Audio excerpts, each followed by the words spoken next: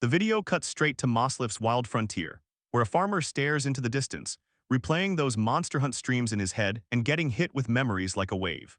For the last 6 months, he kept doing the exact same thing, right up until then. Back then, Ocellus leans in and grills Gauche, demanding to know why he's still standing around.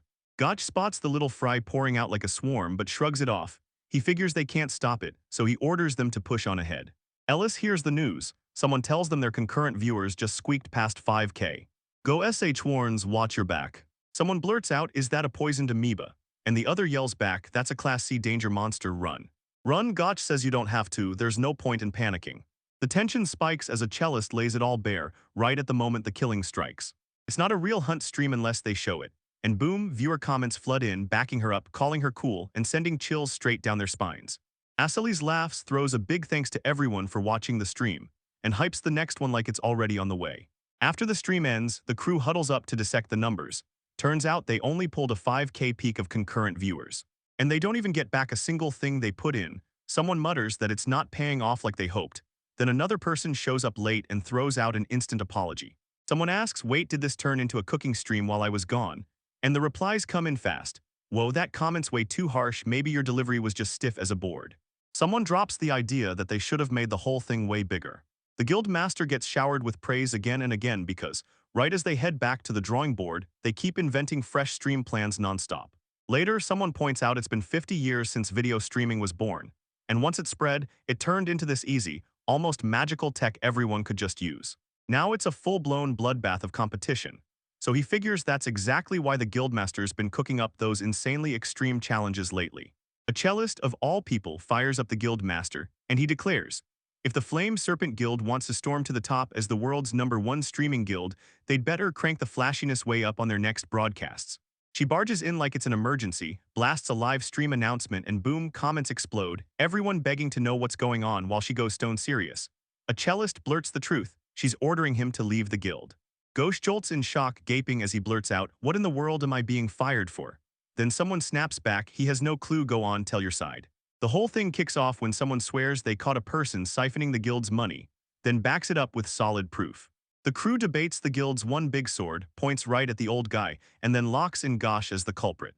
Last night they hauled out photo evidence from the office, but Gayu squints from way across the room and swears there's no real proof. It's him. People flood the comments, sneering that he's the worst, laughing as his panic spirals. A female guild member swore he was touching her every single day and begged him to stop. But he wouldn't. She says she was terrified, and when Gauche hears it, he storms in and yells for them to stop. A brutal scuffle erupts the second he snarls at them, let go. When you raise your hand against a precious comrade, they make it painfully clear. Asali's flat out dismisses Gauche as guildmaster. The stream cuts out and they finally drop the act, then someone asks, so how'd you pull off that fake crying? While the whole group cheers like the setup just hit a perfect run. They gush over how crystal clear the footage looks, then say the tech crew behind this guild is unreal. Like they've got every single actor detail covered. Props, costumes, editing, the whole package. Ghost tries to plead his case to the guild master, but it's too much. Then someone steps in and snaps, quit whining. Asali's claims he's playing the part of someone the guild can't afford to lose. Someone asks straight up if he really thought he was doing any good, like he didn't start out useless in the first place. Gauche swears he's been giving his all to back everyone up, and then someone snaps at him to quit trying so hard to look impressive. Gauche snaps that this is way too cruel. He busted his butt because Asali's promised to teach him the streaming ropes if he pitched in for the guild. Asali snaps at him, don't get cocky, you've been a burden from the start. Gauche feels like, at the very least, he managed to make a real difference at the end. The cellist bursts out that the last stream pushed them to the guild's all-time highest concurrent viewership. Asali's gets hyped for hitting 8,000 viewers and swears that huge sponsors will start chasing him any day now. People are calling it amazing in the comments, and they're already talking about topping it with the next project, though that 10K goal feels brutal. Yet when they look back, emotions hit hard, and now they're fired up for the next stream. Later on, the farmer kicks off his stream, greeting the crowd as Goshu, and dives straight into why his sweet tomatoes are so ridiculously good. Bitter tomato seeds were doomed to taste terrible, until you fed them with stones from a nearby cave, and somehow they blossomed into sweet perfection. Nyachin jumps into the chat and Gasu grins and thanks her for coming back to watch. Then a viewer chimes in, trashing it as just some boring old man farming. Right now, the viewer count is stuck at 31. Gauche can't believe it. Turning his streams into pure entertainment is insanely tough. But he refuses to get discouraged. He swore he'd become a streamer who spreads that same hope to others, the way the person he admired once lit his world. Niaochan lights up saying his streams are straight-up magic, because they calm her down like a warm wave. Gosh flashes her a grateful smile for cheering him up, then a management notice pops up, and he asks for a quick moment. He can't stop thinking about it. There are still good, kind souls out there, nothing like that guild. A huge warning flashes on screen. Apparently, explicit scenes might slip out and get streamed by accident. Gotch knows he better be careful. This kind of chaos never hits bottom-tier streamers like him. So he forces a smile, shakes off the fear, and dives back onto the stream, asking what they were even talking about. Suddenly, chaos detonates across the field, and the action explodes everywhere. The farmer spots a huge red lizard.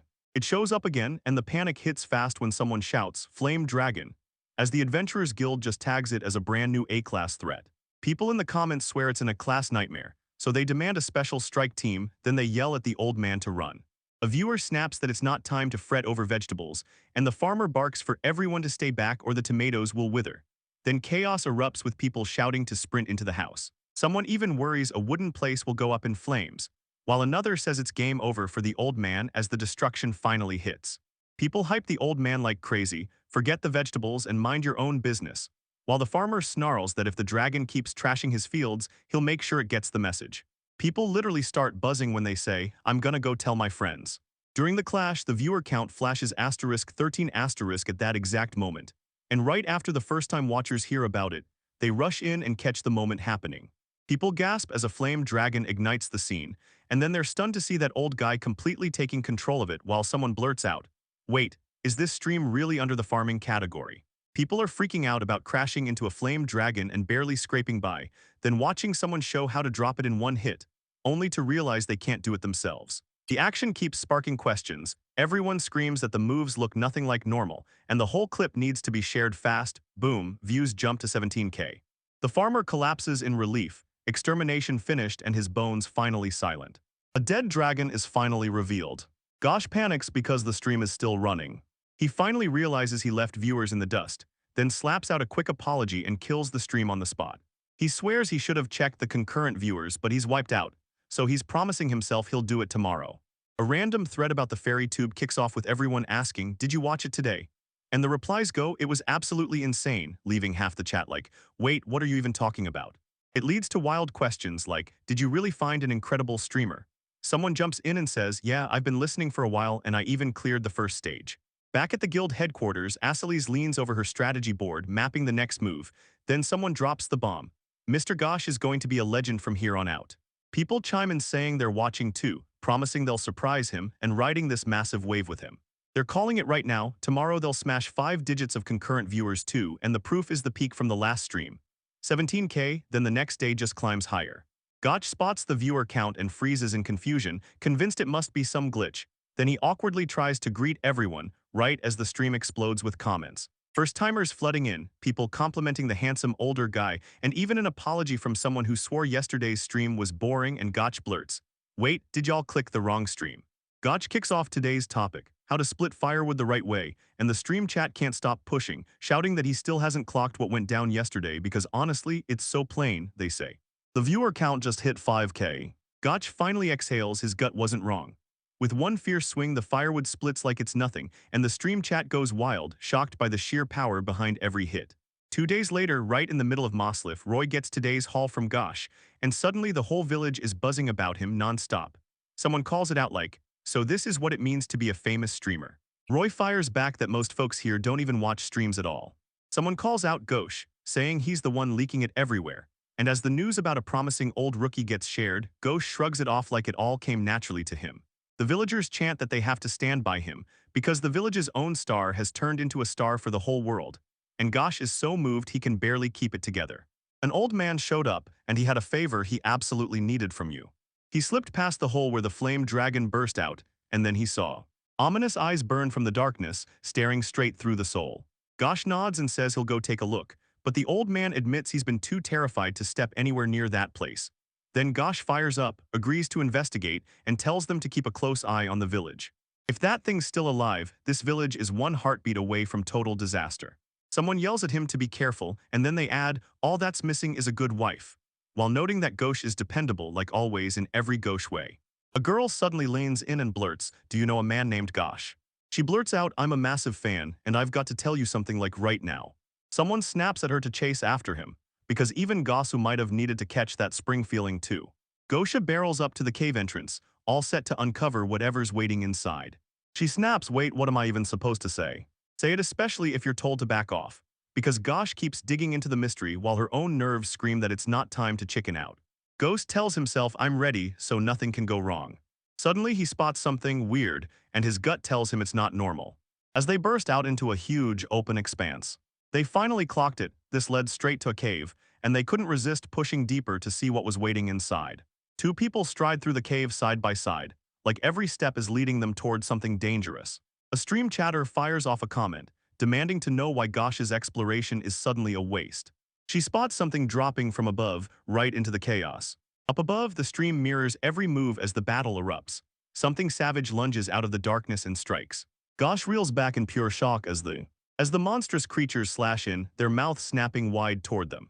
A girl is in mortal danger, and just as panic peaks, a hand rockets toward her, then a massive impact hits like a thunderclap.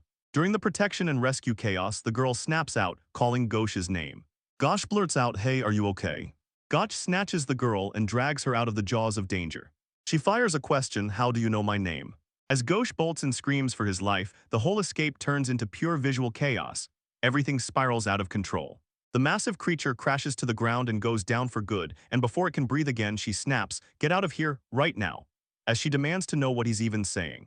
Gosh says he'll run and grab it, then snaps that he needs it kept somewhere nobody can see. She finally snaps that they've got their moment to talk, and there's zero time to hide, then argues back that it is time to run, right as Gosh demands who she even is. She grins and swears she's his biggest fan, but the creature lunges again, and she shouts for Mr. Gosh. Gosh jolts her back and Gosh blurts, you scared me. Then she fires off, why are you yelling like that all of a sudden? She shoots out a quick apology, then insists she can't just bolt and leave him there. Gosh's determination hits back and Gosh reacts on the spot. Misery leans in and clocks it. This thing should be an aqua slug, a creature that's usually harmless, but its body is way too thick, so she knows strikes won't stand a chance. Ghost is convinced the only way to beat it is to get their hands on a sword. Misery demands to know if she can trust his cover while she grabs the sword, and Gosh shoots back that he'll defend her with everything he's got. Both of them lock in perfect sync, moving as one while they unleash coordinated attacks on the creature. Misery drops a bombshell, she says communication magic exists. Gosh thinks about blasting a communication spell to summon help, then he shuts the idea down and pushes forward anyway. Misery hurls illumination magic, casting light through the chaos. In the pitch-black night, the sword ignites with a blinding glow. Misery yells for Mr. Goat. Gosh thanks seriously. The creature surges forward and they sync up 2 heartbeats, one deadly attack. Back, Misery cheers because they nailed it, bragging that it's just what he does. Then Gosh fires back that it's all thanks to her, since she's the one who truly saved them. They vow to patch every hole immediately, because Gosh warns that if they leave even one behind, they might unleash even more abnormal creatures. Misery spots the slick, muddy ground and instantly knows, Yudomal's trail just passed this way. With the monster finally crushed, Gosh declares the village can breathe easy at last. Misery beams and tells Mr. Gosh she's honored to have helped, and Gosh smugly admits she's got a lot of knowledge. Then her smile fades because he's hurt. Gosh leans in and says it's an old scar from his mercenary days when he was still young. Misery can't deny it for a second. He really is the exact person she's been worshipping from afar all this time. Tired, she blurts out an apology for forgetting to introduce herself, then says it'll be easier if he recognizes her as Nyochin before she finally states her full name, Misery Lonova. Gosh realizes who she must have been, gets it confirmed, then fires off, how did you track me down? Because Nyochin has been watching his streams this whole time and that shock hits hard. She tells him she cracked the code by replaying his streams again and again, and Gosh can't help but marvel at how razor-sharp her instincts are. Misery leans in and asks Gosh if he wants to team up with her to kick off a streaming guild right in the royal capital. She begs him because a sweet, cute girl just sent him an invitation. Episode 2 begins with a recap of the strongest countryside farmer who defeated the highest-ranked dragon. Gosh questions why a beautiful girl would want an old guy like him for this enthusiastic invitation. Misery feels like she's in a dream. Misery basically drops the situation in his lap and dares him, stare at this document and you'll finally get it. They stumble into Gosh's house and Misery wastes no time. Let's talk about this in detail at my place. At Gosh's place, he blurts that he'll run out for towels right away and orders her to dump her bags on a chair. Misery just nods, catching the mood. Misery can't even process it. She's seriously getting to visit his house for real. She rushes to see if those documents got soaked.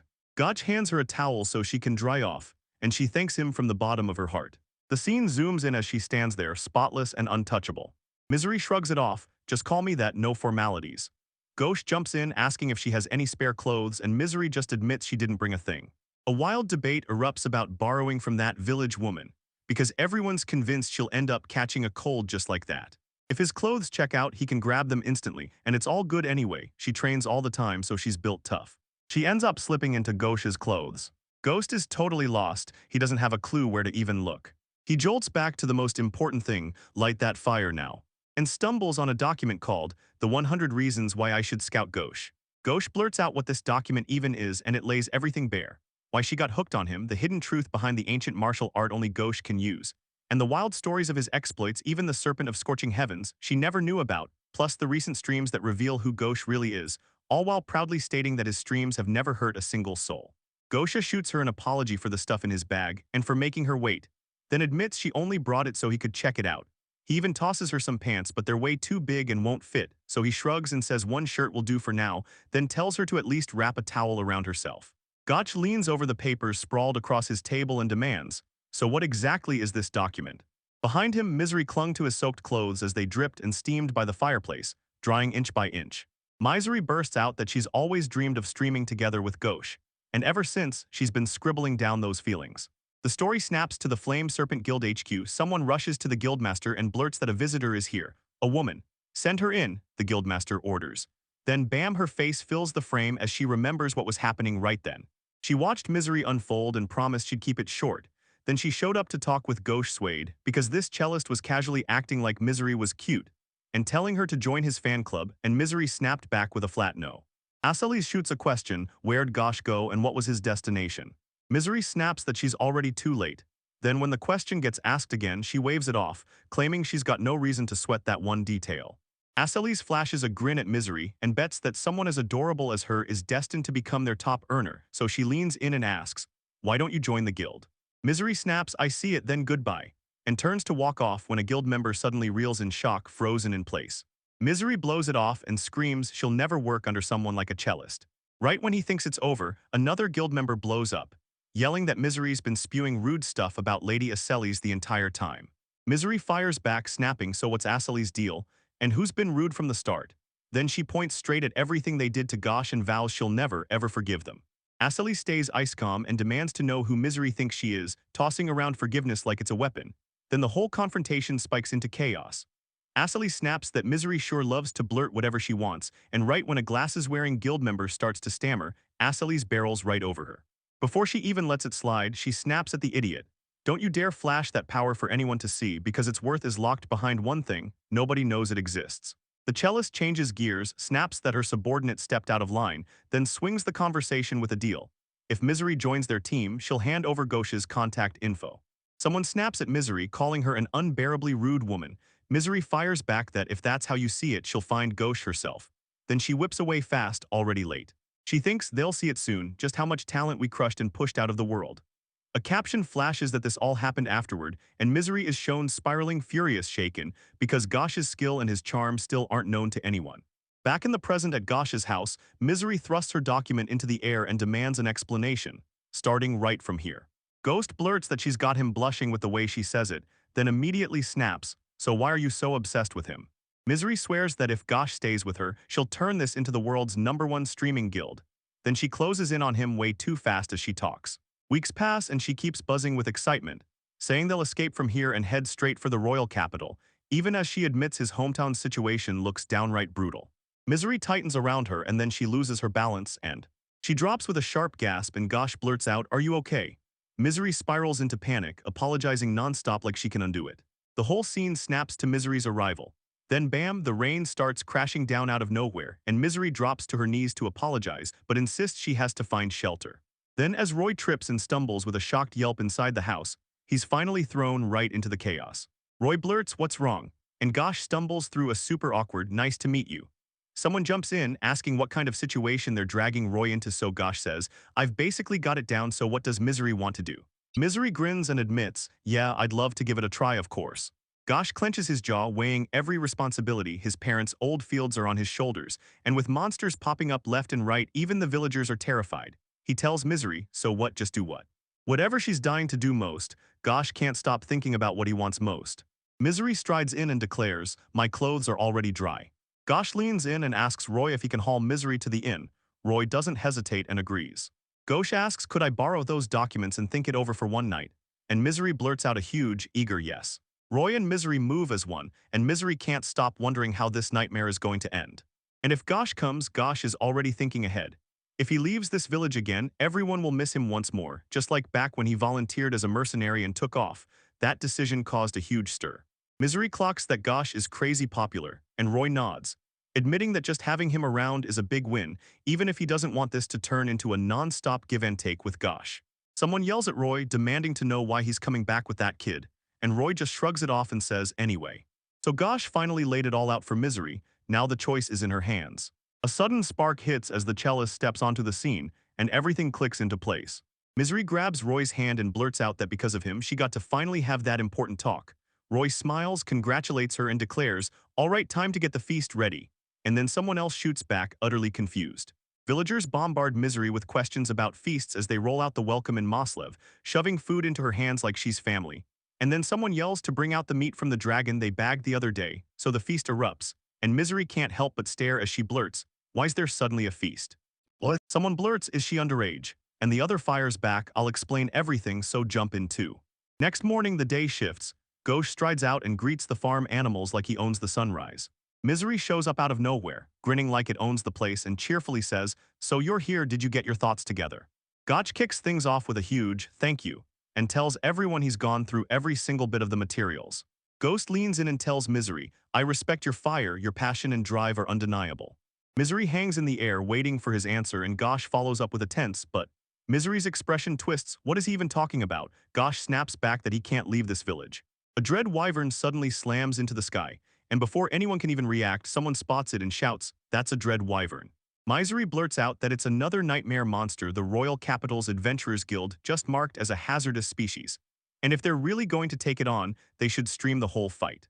Gosh rushes in, apologizes, and tells her, we'll talk later, while he takes the problem down first. Then he mutters it's smaller than usual. Misery snaps back, do dread wyverns show up like this all the time? And when she says usual, someone confirms they've been showing up every single day lately. Misery snaps into shock, blurting out, what's happening here? After hearing about yesterday's Yudomaru and feeling like the whole village is spinning. Gosh kicks off his stream and right as it goes live, the viewers snap to attention. Oh yeah, it started again today. Then someone spots the monster and yells, dread wyvern. Like it's a nightmare they know too well, and another viewer fires back. Only dangerous species show up here. As the countryside feels downright terrifying. Gosh bursts into the scene and tells everyone this is sudden. Then hypes up his stream with a wyvern hunt, swearing those razor claws won't matter as long as they never land on him. A viewer grilled him on what he means by if they don't hit you, and Gosh kept breaking down the wyvern, no long-range blasts, just huge repetitive movement patterns, which means it should be easy to spot, until another viewer fired back. That's impossible. The villagers suddenly come charging in, shouting at Gosh to freeze and step back while they take over. And then a viewer spots a whole swarm of peasants materializing out of nowhere. The villagers swear they'll finally show Gosh what 6 months of martial arts training looks like, but Misery snaps back that it's reckless, and a viewer in the crowd says they want in too. Then another suddenly points out they're hearing a cute voice coming from somewhere off-screen. Gosh snaps at them, don't you dare interfere, no matter what you say. A wyvern crashes in and boom, someone screams, watch out. Gosh snaps into action, dodging every wyvern strike with unreal agility, so hard even the viewer blurts out, wait, is a farmer really pulling this off? Misery stares, stunned. Gosh actually clawed his way this far in just 6 months. Gosh snaps back, yelling, take that. And a viewer fires in the comments like, wait, you're using an egg like that. The wyvern slams into something hard and plummets to the ground with a thunderous crash. They got wiped out completely. Then the villagers surged on the wyvern as one, blades and spears flashing while they sink their strike. Stream viewers are losing their minds, straight up stunned and asking how these farmers could possibly be trained by any unit at all. Gosh stands there, eyes locked on the villagers as they crush the takedown right in front of him. The wyvern slams into the ground, totally wrecked, while its own crushing defeat is driven by a coordinated storm of viewer comments that drown it until it's completely suppressed. Reacher spots a crack, Roy clocks it instantly and blurts the exact tactical call. That gap in the wyvern's neck armor is its weak point. Then Misery just grins at the down beast, already salivating for tonight's roasted wyvern heads. After nailing the hunt, Gosh strides to the stream and waves, while Misery smirks right beside him, still dressed in that wicked smile. The defeated wyvern sprawls on the ground as stunned villagers stare in awe, and the livestream chat explodes with equal parts hype and disbelief. Some are begging to become Gosh's apprentice, others want his techniques, and more than a few keep asking where this village is located. Gosh shoots the villagers a thumbs up, basically shouting that they're all amazing, while Misery casually bites into something and says it was a piece of cake. Later, in a grim, quiet moment, Gosh looks inward and admits the truth. His hesitation wasn't fear of the world, it was pride in a disguise, and he'd been dodging invitations meant to help him because he only knew how to run from challenges, and the shock of that hits him like a punch to the chest. Gosh stands in front of the gathered villagers and begs them, "Listen up, please." Gosh throws down his declaration, straight up announcing he's done with this place, and he's heading for the royal capital. Misery's eyes flare wide as it finally clicks, and she whispers his name like she can't believe he just said that. Her device lights up with a live streaming page, and the viewer comments come flooding in, while the villagers close in around him, swearing that everyone watching will back whatever he's about to do most. And the cheers keep rolling as more people jump in, so Gosh raises his thanks, then Misery leans forward and tells him, "Go for it." And they seal it with a handshake as the whole village stretches behind them, and this chapter of his life clicks shut. Misery blurts out that Gosh is still live streaming. Gosh's face instantly crumples when he finally realizes the mess he made. He clocks the viewer count and the crowd watching, then forces himself to stand tall and own the moment as more people tune in. He nearly wrecks the stream again on accident, then snaps to it. This time, he's going to say goodbye the right way. A viewer in the stream blurts out that everything sounds wildly promising, and Gosh turns to the camera, saying he's leaving this land for good and plotting his own new streaming guild. Then he thanks everyone for backing him up and admits he's just as fired up. At last, ready to leave, Gosh turns to Misery and fires off, "Are you ready?" She lights up with an excited nod, then the two of them sprint off together, chasing the royal capital while the village falls behind them. A covered wagon rattles down the dusty road toward the royal capital, and Gosh blurts out, "So what are these commission streams?" Misery grins and explains that once they register with the guild association, they can finally take streaming requests from clients.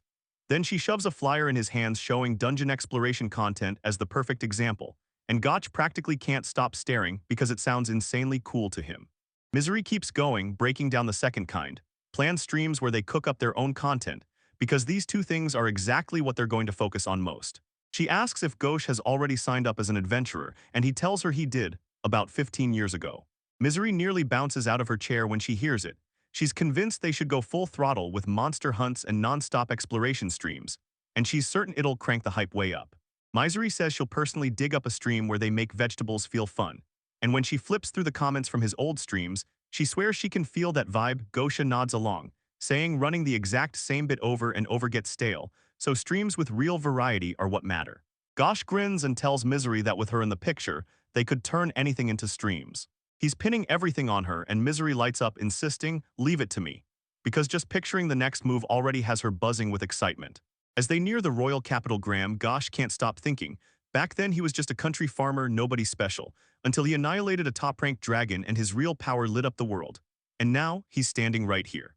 As they barrel toward the capital, the giant city sprawls out ahead of them and the crowded streets are alive and loud. So when Gosh drinks it all in, it hits him like a flashback, totally nostalgic. And someone tells him, yeah, for Gosh, it's been half a year already. People start comparing him to the sun. And as they hit the market district, someone spots Zuri and yells that the streamer over there ranked 53rd on yesterday's concurrent viewer chart for a wrestling match. Another conversation pops up. An eating contest is being streamed nearby, and the prize is a jaw-dropping 100,000 gold, the kind that breaks records.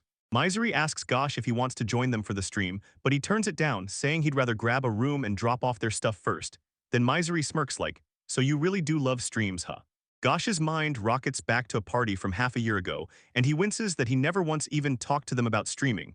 So now he's left wondering how the cellist and everyone else are doing, while time keeps moving. Deep inside a mid-tier dungeon on the edge of the royal capital, chaos explodes. Adventurers sprint for their lives as a monstrous giant barrels through them, and someone yells, "Why is something that powerful even here?" The beast charges in, and the rear guard team fights tooth and nail, barely managing to keep the line standing against its unstoppable assault. Streams of comments flood in, and everyone's buzzing about the Flame Serpent Guild chaos. Breaking news hits, their latest hunt just crashed, and everyone's calling out the guild because it's been stuck in this mess for about half a year. Viewers point out that no one fired them half a year ago, so why is it still falling apart? One account claims an admin deleted that old clip, and now nobody even knows who's actually gone. A chilling figure flashes a grin and growls that in the end, everyone only comes to watch people suffer. The stream data is in, and some of their latest broadcasts are exploding even harder than the Exile content ever did. Someone blurts out, shaking their head in disbelief, refusing to believe Gosh is really gone. During one more botched hunt, a desperate voice screams, "Wait!" And the villain smirks, announcing the monster hunting streams are over, then declares they'll cook up the next big trend themselves. In the Royal Capital's Graham Guild Association reception lobby, a bright, smiling receptionist greets everyone, until Ghosh strides up and declares he wants to register a brand new guild. She nods, then hands him the form and tells him to fill in the required details. Gotch slams through the paperwork, double-checking every page. With the only blanks left being the guild's name and its base address, he still hasn't nailed either one, so he's stuck, panicking about what he's supposed to do next. The receptionist tells him to slow down, and once he's made up his mind, she smiles and says he can come back anytime he wants. Gotch slumps at a desk in a library-like research room while Misery looms right beside him. A man creeps up to them, eyes sharp, and asks if she's a fan of Ghosh. Misery jolts in shock, staring like, "How do you know?" Then hears the man admit his job made him apologize for yelling. He's glued to streams non-stop, and right in that exact moment, he lucked into the Ghosh stream. Then the viewer count shot up out of nowhere. Weiss keeps raving about the Flame Dragon Subjugation stream, saying the way it moves, carries itself, and feels so fresh completely steals his heart. Then someone nearby snaps, "Be quiet." But Ghosh admits he just got stuck rewatching it again and again, and another person nods like, "Yeah, I totally get it." Weiss tells Ghosh to say whatever he wants, anything he can do to help, and Ghosh answers that he's counting on him. When they press him for where the guild base is supposed to be, Gosha finally admits he doesn't have a clue yet. And then Weiss chimes in that he's stuck living in the suburbs too. So why hint at a property he can't stop praising? He's convinced it's exactly what the guild needs, and he fully expects Gosh's members to explode in growth from here on out. The receptionist says the association can even introduce you if you need it, and Gosh is genuinely grateful for the massive help. They beg for help, then break into excited talk about the gorgeous place, until the receptionist snaps, "You can see it right away." Gosh nods with pure enthusiasm, and she promises to set everything up and have them wait outside.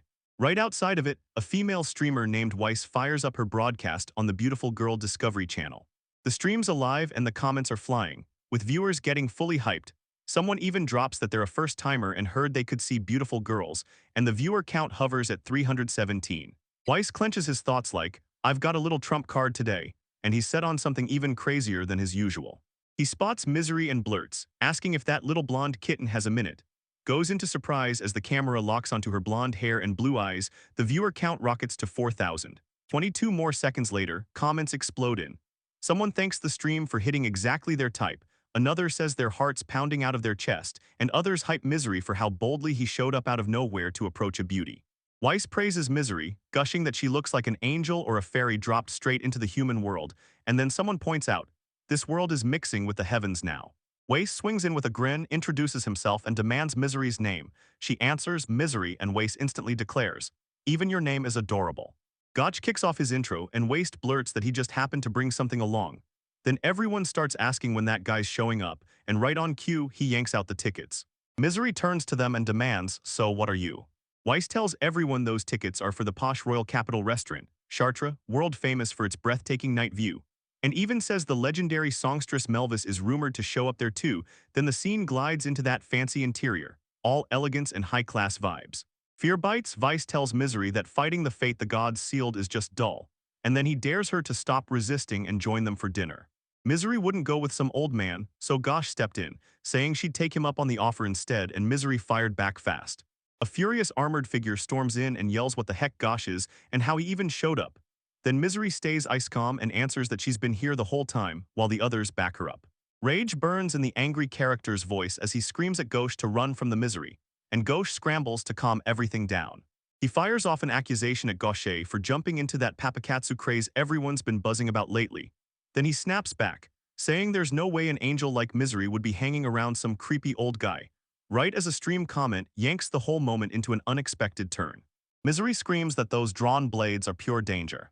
Dangerous as hell, but Gosh keeps his cool, tells her to back off, and promises he's got this. He tells them to drop their swords, way too many people are watching, then he needles the angry guy, goading him like, "So what, you're scared?" The attacker scoffs that sure, he's still a B-ranked venture in Graham's royal capital, and then grins like he already nailed his strike. Then someone finally clocks it, Gosh is lightning fast, because the attack slams in with a brutal thud and the attacker crashes hard to the ground.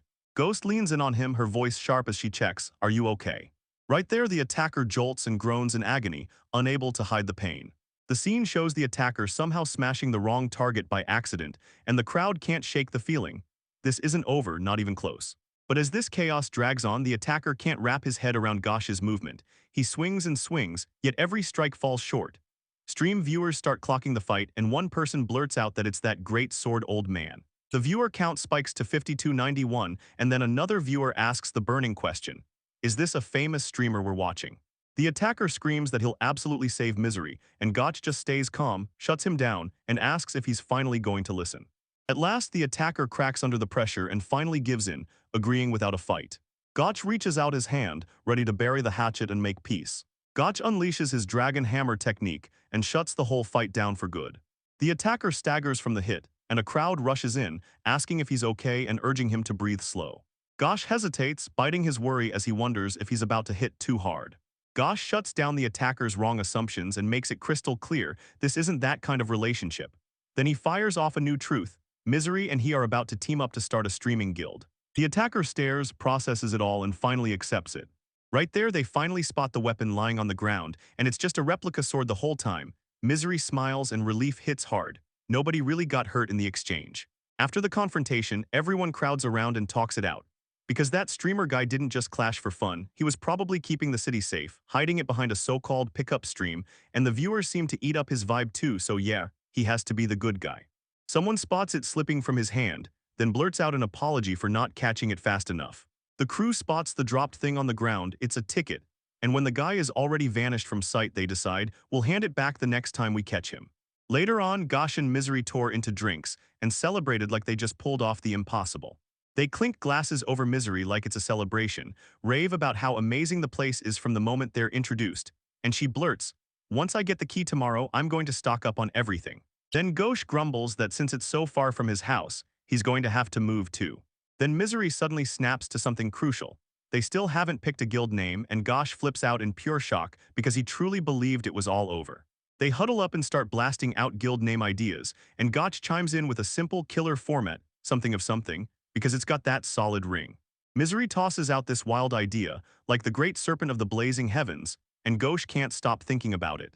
Their stomachs roar and they slam the brakes on the debate. Food first, they decide, before they go back to the discussion. Misery tells them to cook up a few words later and plug them straight into the formula, and Ghosh thinks that's actually a great idea. But you can tell they're having the time of their lives. Someone blurts out, "This is the first time I've ever been this hyped about a stream, it's seriously so much fun." And the other person jumps in, "Same here, I'm having a blast too." While they dig in, Misery keeps grinding on her thoughts. She's got an idea sparked by watching Gosh, but no matter how she turns it, the perfect phrase still won't click. She begs him to look at her in his mind, and she can't stop thinking about it. How sweet, how warm, how ridiculously kind he's being. Misery leans in and tells Gosh, "I thought you were like the sun, bright, warm, and kind." Gosh shoots back that it's too much praise, but even so, she gladly accepts it. He keeps circling the idea of the sun in his head, weighing every detail while Misery leans in and snaps, "What's wrong?" Then Misery sparks a wild idea. She pitches the word golden, and suddenly they're calling it the golden sun. Gotch can't stop smiling. He swears it feels like the story is flashing a bright future in their face, so they're right back at it, celebrating again. Now that they finally locked in the guild name, empty beer mugs crowd the table. Their celebration still hung in the air, but Goshtal's Misery screamed to end it now. She pushed back, insisting they keep talking. Gosh told her, "I'll handle the bill," so she should grab some water, take a breath, and wait right here. Gotch downs the last bite, thanks the place, then his mind won't let up. Can Misery really make it home in that condition? When he finally comes back, he drops everything to apologize for making her wait. But Misery finally slumped away at the table.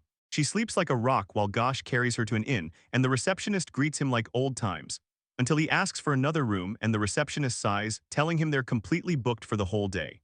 Gosh realizes, too late, that he should have asked where her house was back then, and the innkeeper quickly offers to set it up so his companion can sleep in his room if he wants. Ghost jumbles his words awkwardly and blurts out that his room only has one bed. The scene drops us straight into Misery, passed out cold on the bed, knocked out by too much, the classic "this is gonna get worse" setup. Then the story jumps back to the previous night, right after he slaughtered a top-ranked dragon. Now the strongest country farmers finally reveal their true power to the whole world. But that lonely night at the inn suddenly flips. Now it's an evening for two with a tipsy, adorable girl. This is the start of Golden Sun's first stream chapter. Gosh drags his past misery with him, racing it straight toward the bathroom.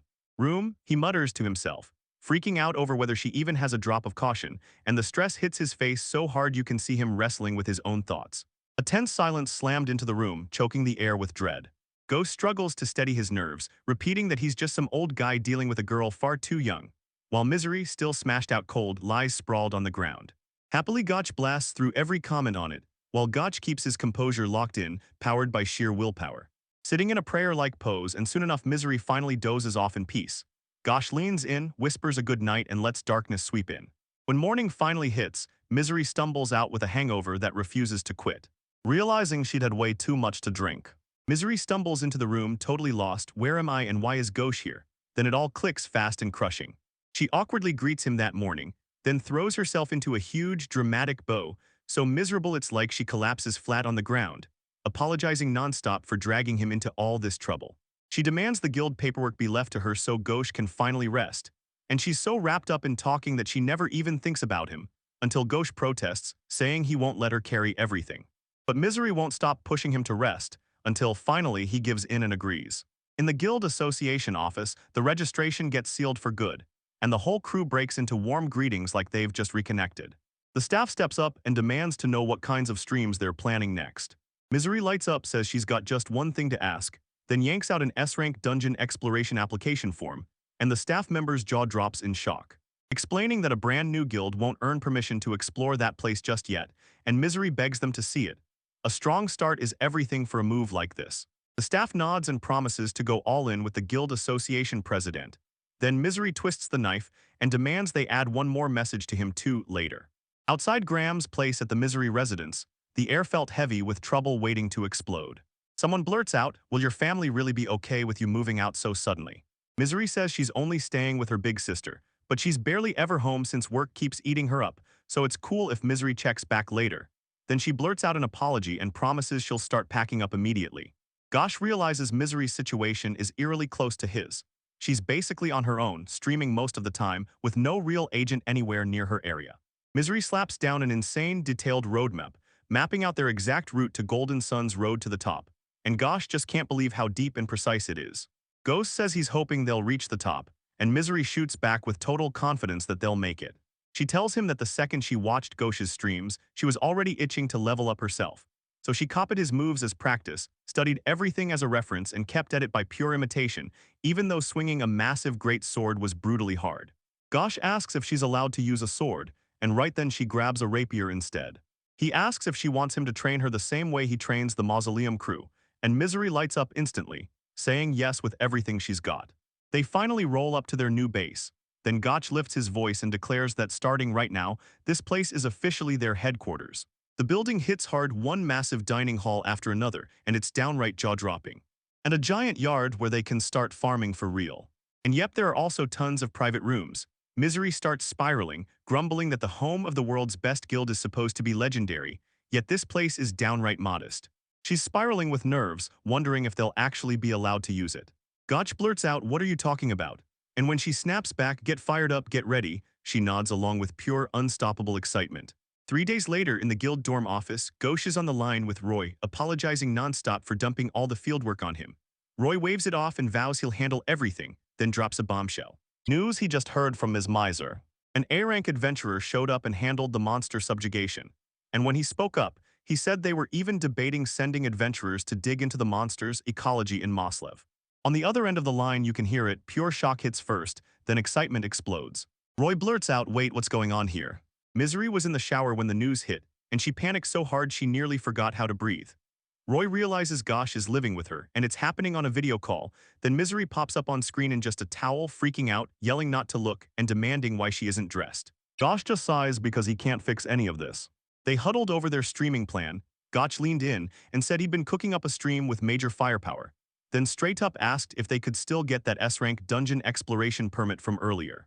The chat dives into the streaming world right now. Everywhere you look, people are hitting play. So if they want to stand out, they need projects that grab attention fast, because if viewers drift away, the money vanishes and the whole operation dies. Misery spills into the guilds too, Some of them shrug off the rules and pick fights with others just to let off steam from that crushing pressure.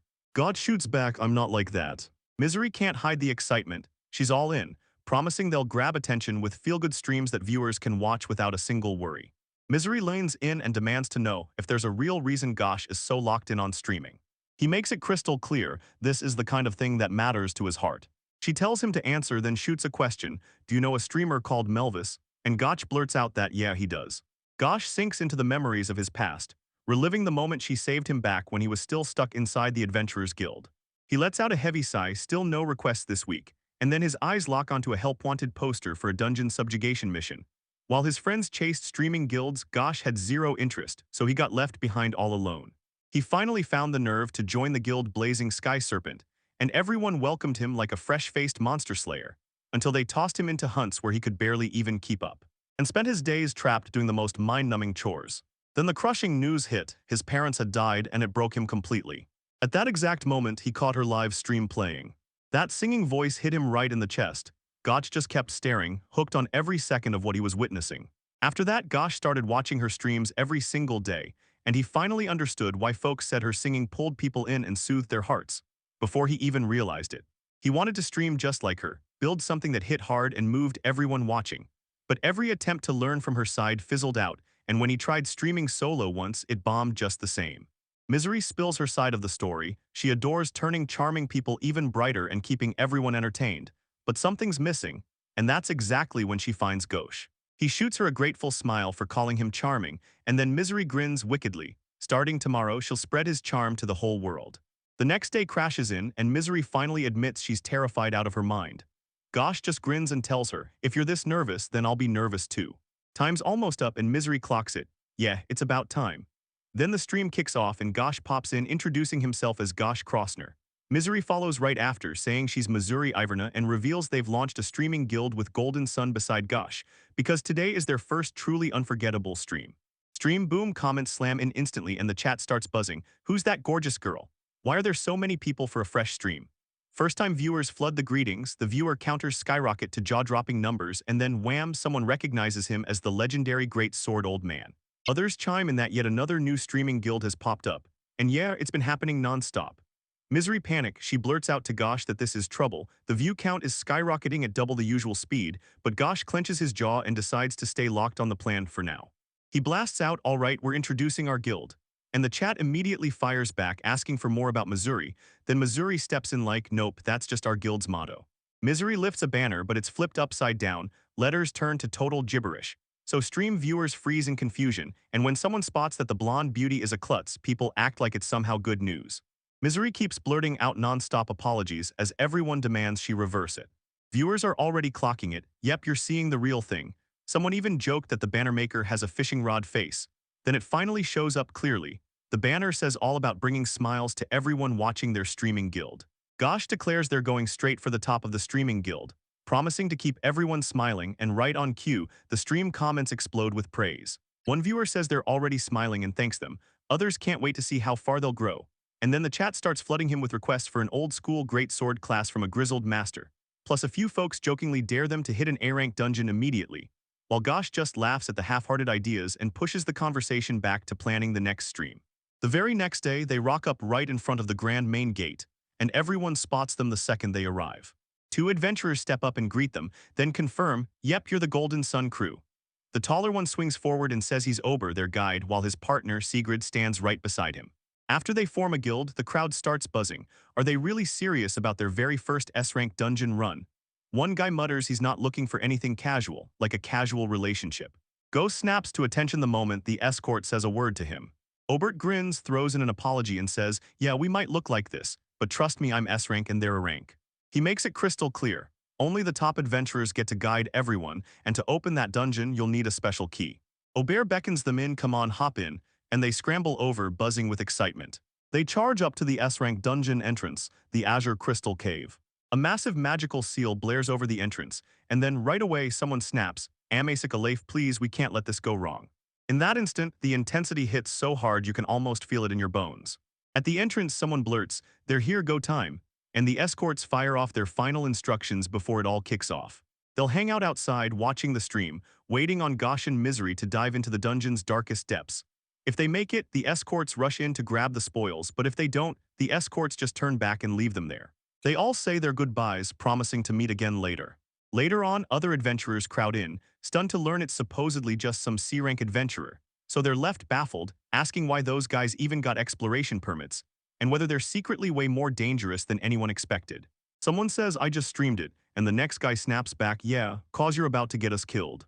The chatter keeps rolling, and someone drops the bombshell that Gosh wiped out 5 flame dragons all by himself in that stream. An observer blurts that the Adventurers Guild must be absolutely hooked on this too, like, they're dying to see what this other guild is really made of. Ghosh and Misery march straight into the dungeon's deep dark, while the greatsword old man steps out like he's about to climb to the top. Then Misery from Golden Sun pops onto her stream and tells everyone, "We're in the Blue Crystal Cave right now." The chat explodes with talk about that legendary place, and one viewer finally asks the million-dollar question, are they really gonna conquer it that easy? Her narrator voice kicks in. This is her unforgettable first stream inside an S-rank dungeon that makes everyone tremble. And even that big legendary old man can't hide his nerves after what happened a month ago, when Missouri ran a study and found a giant monster lurking in the deepest part of the cave. And the chat explodes with reaction as the Misery uploads herself. The live viewer count has already blasted past $20,000, and you can feel the tension tightening. Because that guy and Misery are hunting down the monster's real identity, and they're getting closer by the second. 5 blood wolves suddenly hit the scene and someone blurts out the rule.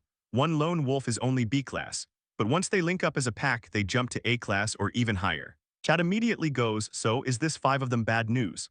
Then the episode title slams onto the screen, the Great Sword Old Man's rampage begins. And the recap makes it clear, this time the strongest isn't some random fighter. It's an old man from a rural farm who, after wiping out a top-ranked dragon, had his true power revealed to the whole world.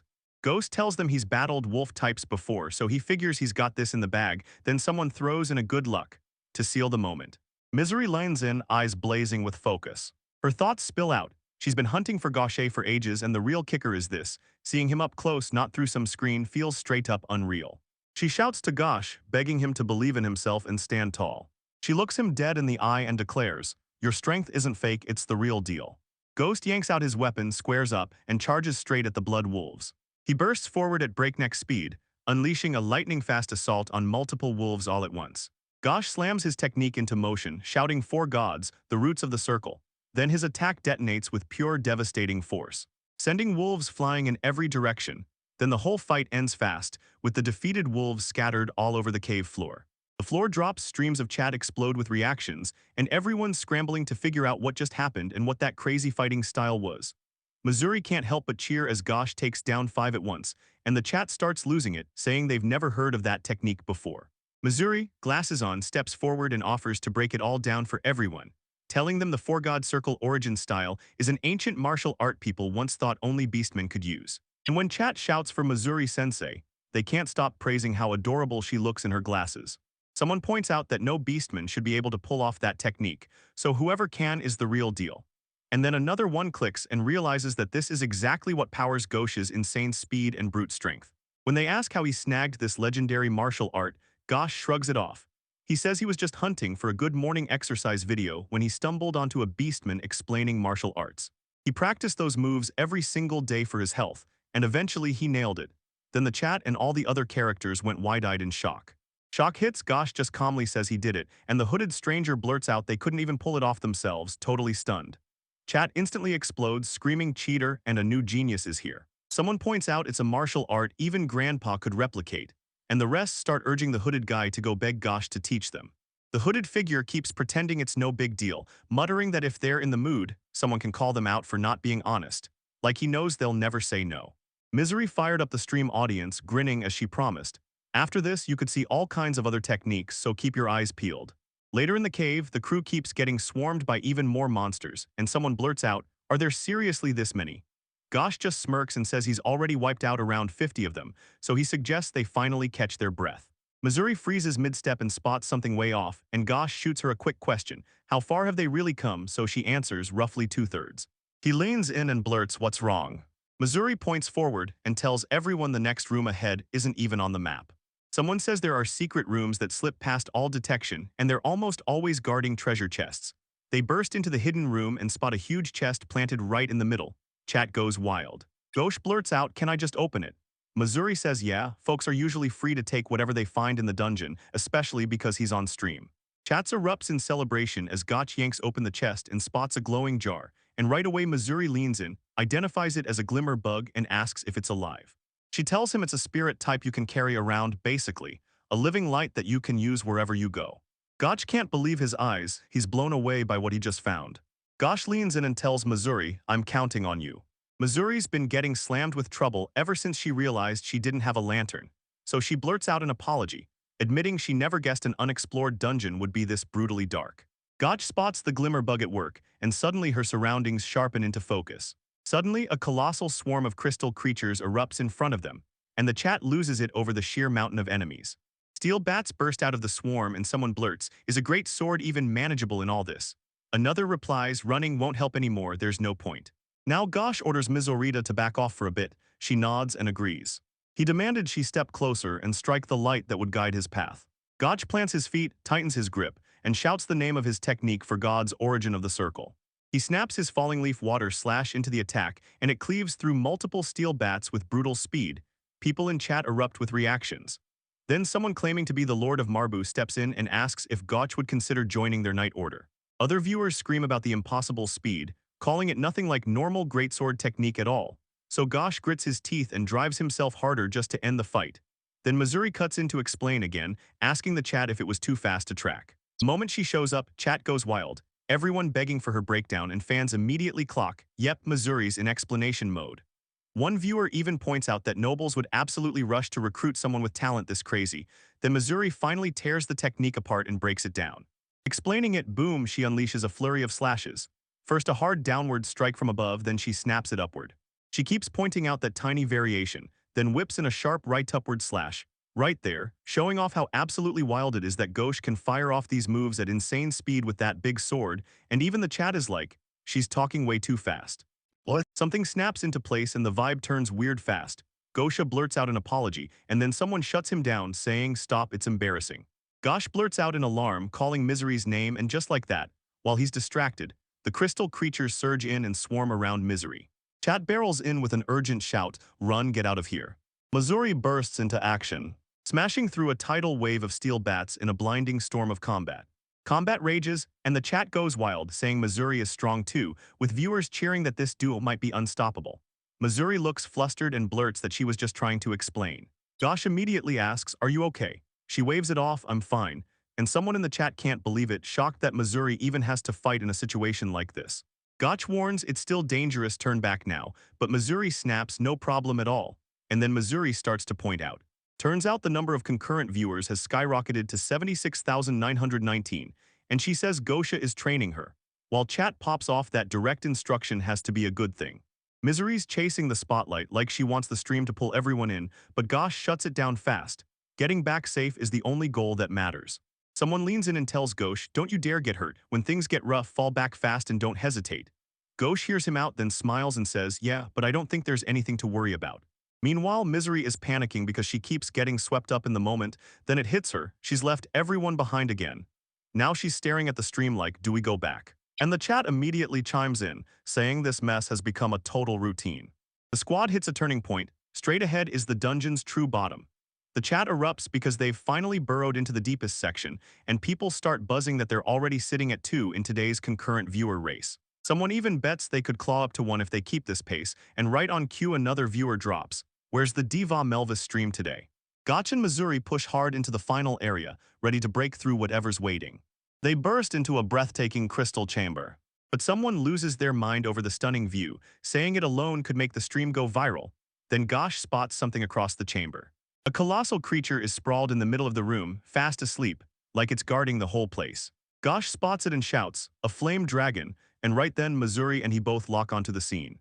Night falls and the chat instantly erupts. Veterans swear the first-timers have nothing to fear, calling it no match for the greatsword old man, while some cocky viewers crow victory and laugh about going to take a bath. Meanwhile, others slam back that this is a Class A dangerous monster. Yet the overconfident crowd just smirks, tells the doubters to hold their breath and wait for what's coming. Someone yells that they should wrap this up fast, and Gosh creeps in cautiously. But deep down, he can't bring himself to hunt a defenseless creature, not even if it's a monster. As he closes in, Ghost spots something off right there on the dragon's neck. It's swelling up like it's about to burst. At first, he thought the blue glow was just a reflection bouncing off the crystals, until he caught it. The creature's skin and flames were burning blue for real. The dragon's eye snaps open out of nowhere, and Misery bellows at Galt to get the hell away from there. The chat erupts in panic. Every message screams, "What's happening?" Someone demands to know why Gosh got close enough to wake it up, and boom, the dragon finally swings into full view. Misery snaps that this isn't some harmless flame dragon. And the chat goes, "Yeah, you definitely shouldn't have woken this thing up." The creature surges to its full height, and Misery immediately recognizes it. This thing is a flame dragon subspecies. Ghosh blurts out what even is a subspecies supposed to mean. Misery lays it out. Even if they look alike, they're different species with their own unique ecologies, and nobody has ever officially confirmed there's a flame dragon subspecies. She tells them straight up, if your bodies match, your moves can't act like strangers. Then she draws the line between flame and fire types, even if she's only guessing based on probability. Gosh nods, finally accepting her explanation. Above them, a massive dragon hangs in the sky, and Gosh just shrugs like it's no big deal. All right, somebody fires back in pure disbelief. What's even a big deal then? Gosh weighs the moment and says if it moves like a dragon, then it's a huge deal. The stream chat goes wild, arguing that sure it looks similar, but that doesn't mean it moves the same way. Still, Missouri can't help but hype up Gosh's technique, the kind you'd expect from the Great Sword Gods combo, while everyone admits they still don't know the creature's true ecology for sure. Out of nowhere, the dragon stomps in front of them with thunderous footsteps, and Gosh snaps, barking out positions. Then he yells at Gosh to get over too, while screaming at Missouri not to budge an inch. A dragon blasts out a roaring torrent of flames, and Gosh snaps into analysis. He realizes the fire's reach isn't that far, so he grits his teeth and decides to wait until the dragon has spewed every last drop. Gosh surges forward in one reckless burst, but the flames won't quit. They keep pouring out wave after wave, and Gosh realizes this has been going on for ages, like it'll finally stop any second. Misery suddenly screams, warning that the flames won't just quit, and then she breaks down exactly how it's working. Spitting flames nonstop means it's drawing in air the whole time, like it never stops to breathe, because its flame sac is wired straight to its lungs, and every breath turns into combustion. Gotch slams into action and shouts, "Butterfly Waltz," and the stream viewers go wild as the technique unfolds, proving it's the Four Gods bound source at work, using an axe-style fighting form that swings a great sword like a spinning boomerang just like Surgash. The spinning strike slices through the air, crackling with electrical sparks. Then the whole situation flips into full-blown chaos. Gosh jolts, realizing his sword still hasn't come back. Missouri yells at Ghosh to shut his eyes right now. She blasts out a blinding flash of light that lights up literally everything in an instant. When the flash finally fades, Misery shouts that this is Gosh's moment to strike. Ghost barrels forward and smashes the creature with a gut-punching blow that leaves it reeling. The stream chat explodes in praise. People are cheering Missouri nonstop, and they're gushing about the brilliant combo she pulls off with Ghosh, turning the whole room into pure hype and approval. Missouri admits she zoned out for a second, wondering how it would all play out, then snaps that she let her guard down, convinced it was someone she'd already fought, and now she can't shake the shame. But it all wrapped up safe and sound, and Gosh's very first stream absolutely exploded with success. Gosh shoots her a warm thank you too. Missouri brings up something she caught earlier. Gosh was greeting the sparkly bugs, wasn't he? Wait, can he actually talk to them? Gotch opens his mouth to respond, then snaps, no, not at all. Gotch lays out his point of view, spirits are alive too, and that's why he makes a point of telling them exactly how he feels. Missouri studies him with sharp, thoughtful eyes. Missouri says that's such a smart way to look at it. She explains that most folks treat spirits like everyday tools, things you can just twist and control with magic. Magic sparks a burst of joy. Missouri blurts out that she'll be kinder to the spirits from now on, and a chatterbox immediately agrees, promising they'll do the same, while another viewer chimes in that it's the spirits who make it possible for them to watch the stream at all. Someone leans in and realizes the spirits are smiling, actually acting happy. Another voice jumps in, agreeing with a jolt. Then bam, a sudden attack erupts and the whole group scatters, tumbling and dodging like crazy. Someone screams as they get slammed through the chaos, and the impact hurls characters flying in every direction. Misery darts over and asks if Ghosh is okay, and someone yells, "That was way too close." But Ghosh grins and says he's fine. Someone spots the entrance is sealed shut now, and Gotch fires back that it'd be quicker to smash through with his sword than to budge it. Then a voice challenges him, asking if he really thinks he can shatter a mountain of crystals like this. This massive beast looms over them in a storm of smoke and wreckage. Gosh blurts that he just needs a little time to pull himself together for what's next. Misery fires back that she's about to set something down. Josh nods, he gets it, then thanks her and tells her to count on him too. Two tiny figures face the towering beast, huddling close as they plan their next move together. Missouri locks eyes with what's coming and knows exactly what she's facing. They face a crystal golem. Could this be the giant monster's real form? The stream chat explodes with people saying crystal golems are an ancient species, the kind you'd expect in an S-rank dungeon, and someone's already praying Gosh's sword can actually do something to it. It's probably brutal and we can tell, so an old man up ahead just watches everything spiral out of control thinking, this is it, I have to step in. Then he shouts for them to wait. Because if those people can't handle it right now with the exit like this, it'll be way too late. He tells Stumkun, hang in there, don't give up. Gosh snaps a full read on the situation, because they've got zero time to set up a safe retreat. If they want to get out alive, they've got to smash this thing first. But can he swing into battle and still protect Misery with his life? Misery suddenly snaps into action, declaring she'll fight too, and insisting she won't be a burden. Gotch's eyes widen, her thoughts smash through panic. This is terrifying because he has to pull the golem's attention onto him and end this fast. Meanwhile, Missouri tries to lock in, but her thoughts skid the second Gosh crowds into her space, making her fluster all over again. The golem jerks into motion, and the whole room feels the shift. Gosh snaps move, and orders Missouri to shove left. She reacts instantly, but he slams a warning into her head, don't force an attack, just dodge hard. Missouri nods back, ready to obey. A colossal golem fist slams down as they barely dodge out of the way. Missouri yells at Gosh, he shoots back, it's fine. But at this pace, they're about to get swarmed and overwhelmed. Missouri tells them golems never run on luck. Every one of them has a core that holds their body together. And in a crystal golem, that core sits in one exact, untouchable spot. Someone spots it, and I swear it's 100% me. Gotch nods like he gets it. Then the golem slams in, and Gotch eats the hit as they spiral through the air while someone yells, we're about to crash. The golem's massive eye towers over them like a nightmare about to blink. Someone shouts, I'm in, right as the strike lands and it hits them. The golem suddenly freezes, bewildered, where on earth did its eyes go, and then someone spots it, they slid away. As the battle rages harder, every action sequence smears into a blur of pure chaos. Misery panics and frantically checks if Gosh is okay, and Gosh snaps back that he used a defense move called Float, so he barely took any damage. In the stream chat, people start joking about a banishment stream. Someone straight up asks if anyone banished the old man. Another viewer goes, that's literally what they used back then. And then a third voice shuts it down like, yeah right, nobody's that dumb. What? The battle is still raging and someone barks, don't you dare stop. Gosh lays out their nightmare. No opening to charge his power, and aiming at the golem's unfocused eyes is a mess. He's stuck because he can't even scratch it.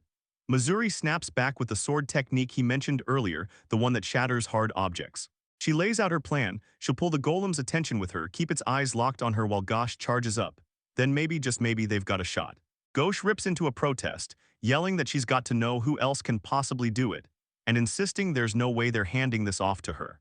Missouri blurts out that she's with the Golden Sun too, and she insists they team up, because getting home safe is the only thing that matters. Ghost locks eyes with her and whispers her name like a secret. His thoughts slammed inward. He should have clocked how strong she was the moment he trained with her, but he got so obsessed with shielding her that he shoved her feelings aside. The two lock eyes for a split second and trade a quick charge gesture. Ghosh finally admits he messed up and begs for her help, then Missouri nods like, I get it. Plans click into place. Missouri lays her scheme out fast because she knows she can't take the golem head-on, so she commits to one move, stare straight at the top of its head just so Gosh can land a killer blow, and the stream chat even praises how smoothly she talks. Gosh fires back with pure determination, I'll make it happen no matter what. The operation kicks off. Then Ghost surges ahead with his sword as Misery readies her move, and the dragon gets exterminated. The world finally got to see the strongest man's real power explode into the spotlight. A colossal dragon claw crashes down toward Gosh. He throws his arms up and shouts his technique, Genmei, then demands the reason behind Shinbu. Abu Gosh shoots back that he can dodge it, while Missouri leans in, staring hard, and says he's really good. Good while everyone's busy, she locks in on her plan and plots how to steal Kira Mushi's power. He shoved a marker right into the creature's eye. Spirits swirl onto the battlefield, and the golem growls. Asterisk, are they really going to try blinding me again? Everyone blurts out that spirits can't really attack. Then a third leg snaps out of the golem's body, and in the same breath, someone realizes Misery is about to get crushed. She barely slips out of the attack's reach, and the second she's safe, relief hits hard, because she just knows she was losing it, panicking. The golem commands her to look straight at it. Missouri's still sure it has the upper hand. Shots land, but it refuses to slow down. The golem snaps that hiding inside its own body won't save her, thanks to those glittering insects. It can pinpoint exactly where she is. Missouri's eyes lock in with pure determination as she braces for her next move. This fight is exploding into full-blown chaos. People watching can't believe it. Missouri's movements are downright unreal. Someone starts wondering if Gosh is using the sound of his attacks as a blindfold for his own strikes. Because Misery's marker lights up, climbs higher and higher, and the crowd erupts like they're watching destiny get carved in real time. The marker finally slams into the very top of the golem's head. The two fighters press forward together, unleashing their perfectly timed assault. Gosh slams out his ultimate technique, declaring the god's origin stream secret art, and power surges so violently it feels like the air itself is about to split. The crowd goes wild, roaring praise for that incredible old man's amazing display, and Gosh can't help checking the stream like, did everyone actually enjoy it? Because the comment section instantly erupts with non-stop reactions. Misery erupts in excited cheers, shouting Gosh's name at the top of her lungs. The chat explodes with praise as someone declares a ridiculously awesome streaming guild has just been born, and everyone promises to tune in to the very next stream as soon as this one ends. Then they thank everyone and hype the next one for the viewers. The screen cuts to black on the stream, and someone asks what I think about clearing the blue crystal cave. I'm just relieved it all ended safely. Another person blurts out, still stunned, I can't believe I actually took down the crystal golem. Two adventurers burst into laughter, bragging about their killer skills. Back at the guild, everyone starts grilling Gosh, why's he stuck at C rank? Then someone blurts out Blazing Serpent, and a guild member finally steps in to explain. If Gosh had been sitting inside a proper big guild with the right staff, they'd shove him straight into a promotion exam, no waiting. But in his world, he wasn't exactly handed the right conditions. A guild member tells him, when you get back you'd better take that promotion exam and start studying for it too. Gosh nods and agrees. Asali steps in with a stone-cold serious face and bluntly tells them, you didn't clear this dungeon through skill, pure luck did it. Her eyes pinned them in place, then someone tried to butt in. Asali's kept talking, hammering home that they're no better than commoners because they only learn how deadly an S-rank dungeon is after they've already stepped inside with zero knowledge and zero experience. The moment cuts back to that dungeon and someone out there yells, Missouri. Missouri admits she was the one who pushed this project, just to test their courage in a brand new high-difficulty dungeon. Though she knows her research and prep were weak, she bet on Gosh's skill. Now Gosh is replaying everything that just happened in his head, because he realizes one slip could have ended both their lives in an instant. Someone tells him straight up, brute force won't cut it, he can't beat the dungeon by strength alone. The crushing weight slams into him and right then, he blurts out an apology. Asali's flashes a smile and warns him, don't you dare die so easily, I'd be devastated. She's basically demanding he keep entertaining her for ages, so one of the adventurers watching leans in and admits, this guild totally hooked us, even though they never ever tune into streams. The talk swings back to that flame dragon they just gutted. One person insists they should rip it apart because the neck meat is supposed to be delicious, and someone else snaps, have you ever even seen a chef? That's gear, not cooking. Still, they decide to dismantle it anyway. And another mutters that in Gosh's village this dragon meat is apparently everyday food. Back in the Golden Sun Guild dorm, they cranked up the streaming news. A catgirl announcer practically pounces in, blasting you with the hottest new streaming updates. The guild that totally snagged her attention was Golden Sun. Its max concurrent connections blasted past 60,000, and their fan registrations rolled over 40,000. Missouri looks weirdly embarrassed when she hears it said that bluntly, but Goshen just laughs it off. He's still thrilled about it. The announcer lays down the prediction. If this pace keeps going, their next stream will smash 1 million concurrent viewers. And yeah, someone's definitely been getting way too drunk again, completely oblivious. They basically couldn't believe it. Stopping would have been a mistake, so they kept searching and it paid off. Missouri kicks off an ancient tale, like the past is suddenly about to explode, suggesting she should grab one more drink first. Gosh tells her to breathe and settle, but then he agrees to hear her out. Someone asks which story she means and Missouri freezes. She realizes she hasn't told this one yet. Then the scene snaps to a road near Graham 10 years ago. A young girl huddles in the vehicle, replaying every second she snuck into her parents' job, pride turning into bitter regret. She wished she'd at least learned communication magic first. She's ripped away from the carriage, right when a wolf-like monster lunges at her and she lets out a terrified scream. Then out of nowhere someone jumps in and blurts out, "Are you okay?" The rescue unfolds, and the young adventurer gets absolutely rocked during the battle. He waves it off like, "These injuries mean nothing, just ask my big brother the adventurer." But someone clocks it instantly. He definitely doesn't look fine. Missouri snaps into action, and that's when it's crystal clear she was right to worry. A kid around Missouri's age tumbled out of the car and then, panic hit, her parents rushed in screaming her name, frantic as can be. She snaps that they always ditch her and her big sister, and the young adventurer finally exhales when the parents show up. Then his squad mates blow up at him for wandering off, yelling that they've got to report to the guild soon or they won't get paid. Right now, the woman admits she just had to thank that adventurer later, so she stormed through every guild in Graham, hunting him down, armed only with one clue. He was a brand new adventurer with an arm injury. And yeah, someone points out that's basically a classic for young adventurers. She can't believe it. The kid she saved has blossomed into an amazing person, even if she still got yelled at plenty afterward, and deep down, she's thrilled she stepped in. Goach starts grilling him, wondering if he's really gotten that old. Breaking news suddenly crashes the moment, right in the middle of everything. Melvis the Diva just dropped a brand new song and rocketed straight to the one spot in the rankings. While the screen screams that Melvis's channel is blasting past 1 million concurrent viewers, and Golden Sun is stuck under 200,000. Her concurrent viewers are sprinting toward 100,000, and Gotch just clocked that she's already been blown past. Then someone drops. Melvis is on a whole other level, like we all figured. Missouri blurts out that her sister is absolutely incredible. Gotch jerks into a double take, staring like, wait, what did you just say? And Missouri shoots back, I mean it, my sister's amazing after all.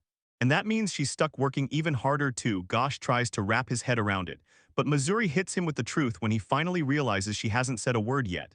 Melvis is her older sister. The shock slams into Ghosh like a runaway truck. Someone asks her straight up, were you streaming alone because of Melvis? Missouri pops in and declares, I started it, so I was the one who taught my sister. And that's when everyone realizes Missouri is the mastermind behind the diva Melvis. Missouri keeps talking about her sister's presence in those songs, and watching that meaning ripple out to more and more people is pure joy. With Gosh, she can jump into things she'd never dare with her sister, because she's dead set on making this guild even more thrilling. Right before she can even continue, Gosh faceplants on the table, absolutely wasted, passed out drunk. Missouri just sits there while someone echoes her words, pushing the idea of turning everything up to a whole new level of exciting. The story snaps right back to that earlier moment and someone blurts out, hold up, special events will bring more exploration streams, then warns, mess that up and it'll just loop the same stuff forever. Asali's hammers home the truth, clearing that dungeon was nothing but blind luck, and Gosh can't stop replaying every detail. Once he climbs up to become a high-ranking adventurer, he'll slam a real impact into this guild. His resolve locks in, no turning back now. First on the list, he's going to crush the adventurer promotion exam. Gosh's backstory hits hard. An old man who once slaughtered the highest-ranked dragon and still carries that beast of strength, now just a rural farmer with power that won't quit. So he pushes himself toward growth, hauling his steps to the adventurer promotion exam to climb into the B rank. And then he slams the truth down, I have to train first. The scene cuts to Geo sitting inside, brooding and muttering under his breath about what's coming next. As time crawls by, Ghosh flops face first onto the floor, completely lost on what he's supposed to do next. Then Missouri bursts in the next morning, smiling like nothing's wrong. Ghosh tries to promise, I'll be right there, and sinks back worn out to the core, spiraling eyes staring after pulling an all-nighter. Missouri fires off, are you okay? And he answers, I don't know how, but I'm still managing. Ghosh admits he figured watching the exam prep streams would finally show him the trends and strategies, only to realize now he's made up his mind, but still has no leads. Misery can't believe there are streams so helpful, and she jumps in, offering to help him with the written exam prep too, so Ghosh thanks her, feeling instantly relieved and reassured. Missouri blurts that the exam hits in a week, and nerves slam into her over the written part, so the two grind through the next 7 days, studying side by side, cranking through the material one brutal day at a time. On promotion exam day, a bystander spots Gotch, calls out words of encouragement, and watches him stride toward the test like a man chasing destiny. Missouri lurks by the roadside, burning to catch Ghosh's brand new challenge live. She grabs her chance and decides she's going to. Gotch barrels up to the entrance of the Adventurer B-Rank promotion exam, and the crowd inside is already packed to the brim. With a massive sword planted at his side, Gotch stands there and instantly feels the heat of all those stares like he doesn't belong. He scans the crowd and freezes when he realizes everyone's way too young. The moment the people spot him, the murmurs explode. They recognize the great sword uncle and can't stop asking what he's doing here, even wondering if he's some kind of guest. One guy gapes at the real blade, another laughs that it's basically an endurance test, like you don't just shake his hand, you survive it. A huge bald man in monk-style robes beams at Gosh, steps in, calls himself Zoyo, and tells him he's been watching Gosh's streams for ages. Goosh blurts his name, demands who Zoya really is, and Zoya snaps back that this is his very first exam, courtesy of the Guildmaster's recommendation, while some hyped-up voice cheers that they're both beginners. Gotch finally admits he hasn't touched an exam in ages, and someone immediately calls him out. Why is he even here? Then the speakers crackle, start times closing in, so everyone has to drop their weapons and luggage in the waiting room and get moving. A tight close-up locks onto Zoyo's determined grin as they tell both of them, "Let's go all out and give it everything." Gosh agrees. The written exam kicks off, and the proctor basically dares everyone with absolute basics and a passing line that's almost a perfect score. Then we cut to a flashback. Misery had slipped Gosh a specially prepared practice book. Now staring at his test paper, Gosh spots it instantly. The questions are the exact ones from that book. His answer sheet starts exploding with ink as he scribbles like a man possessed, firing off silent thanks to misery in his head. A glasses-wearing female examiner studies Gotch like he's guilty, then snaps, "So you cheating." A nearby examinee blurts out, "Man, you look clueless on stream, but you're typing like a machine." Gosh keeps insisting over and over that he's not cheating, but the examiner snaps back that he shouldn't look around. And then the whole scene rips straight into the physical fitness test, where the proctor announces they're about to judge strength, speed, jump power, and endurance, and the muscular examiner barks for everyone to form pairs with the other examinees. Zoyo turns to Gosh and asks if he wants to team up. Gosh shrugs and says, "Yeah, sure." Then the proctor snaps that the first test is abs, and everyone watches as one person grips the feet while another counts the reps. Zoyo smirks to himself, plotting a loose grip, then slowly cranks up the pressure on Gosh. The test kicks off right now. Gosh instantly gets crushed by the weight of it all, fighting for every breath as he powers through the exercises. He realizes if he doesn't lock his feet in place, the world is about to rip him right off the ground. Zoya freezes in stunned disbelief at how intense it gets, then he blurts out a fast apology for pushing so hard. The medic squad barrels in to patch up the injured person, while the proctor barks orders at everyone else. Back to their tests, when the proctor snaps the last strength results into place, he tells everyone, "If you can stand, move on," and pushes them straight into the speed measurement. Someone spots his awkward move and immediately goes, "Whoa, you've got serious guts." The proctor leans in and says, "You'll sprint in groups of 5. People are debating it. Do you get to rest or do you get disqualified? Because if you rest, they boot you, no mercy." The racers huddle up, take their starting spots, and lock in for the gun. Ghosh rockets ahead at insane speed, literally blasting past the other competitors in a full-throttle sprint. After that, dizzy competitors stumble and scramble to recover, while one observer smirks and tells everyone the next test is all about jumping power. Zoyo thanks Gosh and fires him up to go for it. Then the examiner snaps, "Jump if you can." Gosh steals his mind and braces for impact, and the crowd can't believe it when he rockets up to the platforms with insane height. One person blurts, "Seriously, how is he going that far?" While someone else shoots back, "Are you out of your mind or are you some kind of crazy stalker?" The last test is brutal endurance. Run the track again and again until your legs give out and you drop. Gotch roars and shoves his way through, while Zoyo crumples in defeat, banned after bombing every single talent score at 0, staring at the caltrops scattered at his feet that doomed him. The story cuts to the martial arts exam grounds, where the proctor barks that every examiner must pick their favorite fighting style from the weapons laid out, and then the master of each art steps in to judge their skills and every move they make. Gosh leans in and asks if he'll score extra for mastering every kind of weapon, and the proctor answers, "Sure," but mess up with even one and points get ripped away. Gosh nods and says, "I get it." The demo kicks off with a whole lineup of examinees, each firing up a different weapon at the same time: sword, hammer, spear, kendo fist, axe, and dagger. While the examiners stare in stunned disbelief, basically asking, why is Gosh terrifyingly perfect at all of it? And Gosh, he's grinning, proud he mastered the Four Gods origin style, the one that can be used with any weapon. Later in the exam cafeteria, the young examinees swarmed around Gosh, buzzing with excitement. They told him they'd commented before, joined his fan club, and called his performance insanely cool. Then someone demanded he teach them ancient martial arts too, and Gotch scrambled to calm the whole crowd down. In the hallway, Zoya stalks off, rage burning as she plots her revenge, muttering that Ghosh is totally a jinx, just like everyone warned. He panics over what'll happen if the guild master finds out mid-exam that he was disqualified. Someone yells for a medic, and crowds instantly swarm in around them. They demanded to know if this was the exact spot for the subjugation exam. They spot a battered guy on a bench getting treated, and they snap, "Mess up like that and you'll end up wrecked with an injury this bad." Gotch answers with a simple nod that seals it, then the word drops, "Gear up in the waiting room, you're next," and the scene shifts. He heads to the monster extermination exam venue, this massive circular arena, all tiered seats and shiny VIP boxes, and as the crowd buzzes, someone blurts out, "Wait, Ghosh is old too. Is he really next in line for that great sword?" At the judges' table, 3 officials take their seats. Guild Association Chairman Kate Arman, a firecracker of a woman, gushes that it's stylish, then gets told to get dressed first. An Adventurers Guild Chairman Regan Bremis, the big bearded fellow. He bursts into loud laughter and quips that Kate is totally a talker. And at the officials' table, someone even thanks Ober for the help he gave just the other day. The light-haired person shoots back, You should be thanking me for showing you something this amazing. Ghosh is left standing alone in the arena. Then the crowd explodes into chaos, screaming what the hell is happening and roaring for answers about what happened to the great sword. An examiner's report finally lands, spelling out the whole situation, and Ghosh Krosner doesn't want to butcher even monsters just to test himself, so he'll step into the exam totally unarmed. Chairman Bremis's grin goes wild at the news, and he bursts into laughter, barking that Ghosh is insolent, yet praising the nerve it takes to show up with that kind of confidence. Earlier, Misery leaned in and asked Ghosh if he wanted to gear up for the subjugation exam.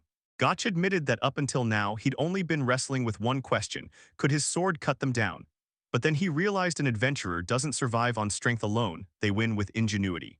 Crushed his written exam prep, soaking up more knowledge than ever, and now he couldn't wait to try fighting again. This time, weaponizing the monster's very traits. Missouri finally got it, and Ghosh pressed her to decide if his plan would actually work, though he confessed he wasn't totally sure.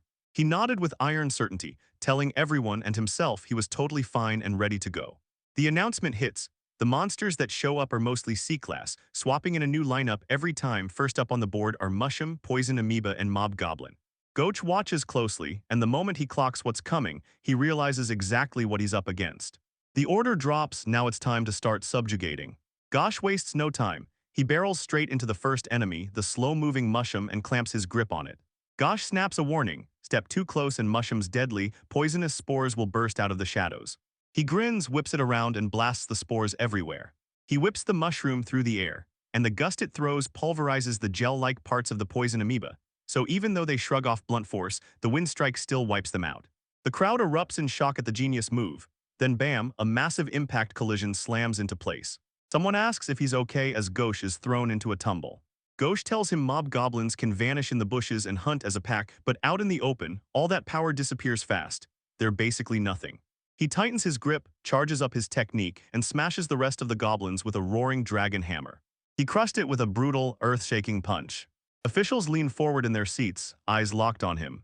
A bright, thrilled smile explodes across the girl's face as she watches Ghosh's performance, and Ghosh shoots his fist up in triumph, celebrating his win like he's just conquered the world. Zoyo, draped in robes, stalks toward the center of the arena with slow, deadly intent, muttering that everything he's doing is pure Ghosh. The crowd starts whispering, "Who is that guy, and should we toss him out?" Ghosh spots him and immediately hands the whole thing off to him. Ghosh tells Zoyo he dragged his weapon just for this, but the exam's already done and Zoyo shoots back, "Don't screw with me." A baffled witness stares on, watching the chaos explode in front of their eyes. Zoyo snaps into a furious rage, hammering Ghosh for pretending he doesn't know what he's done. And then he spits out the truth, of course, that cellist blew up after everything.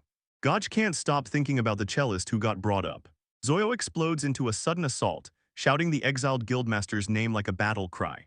Zoyo snarls that he'll punish Ghosh in Cella's place, then rockets straight into a savage assault.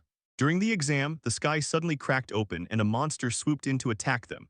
And the narration flashes back to the time the world finally saw the strongest power after they wiped out a dragon. Back in the countryside stood an old farmer, the highest ranked of them all. Then a massive bird creature rockets down toward the arena and Ghosh and the others freeze in shock. Someone blurts out, "What is that thing?" While another voice fires back, "Where did it even come from?"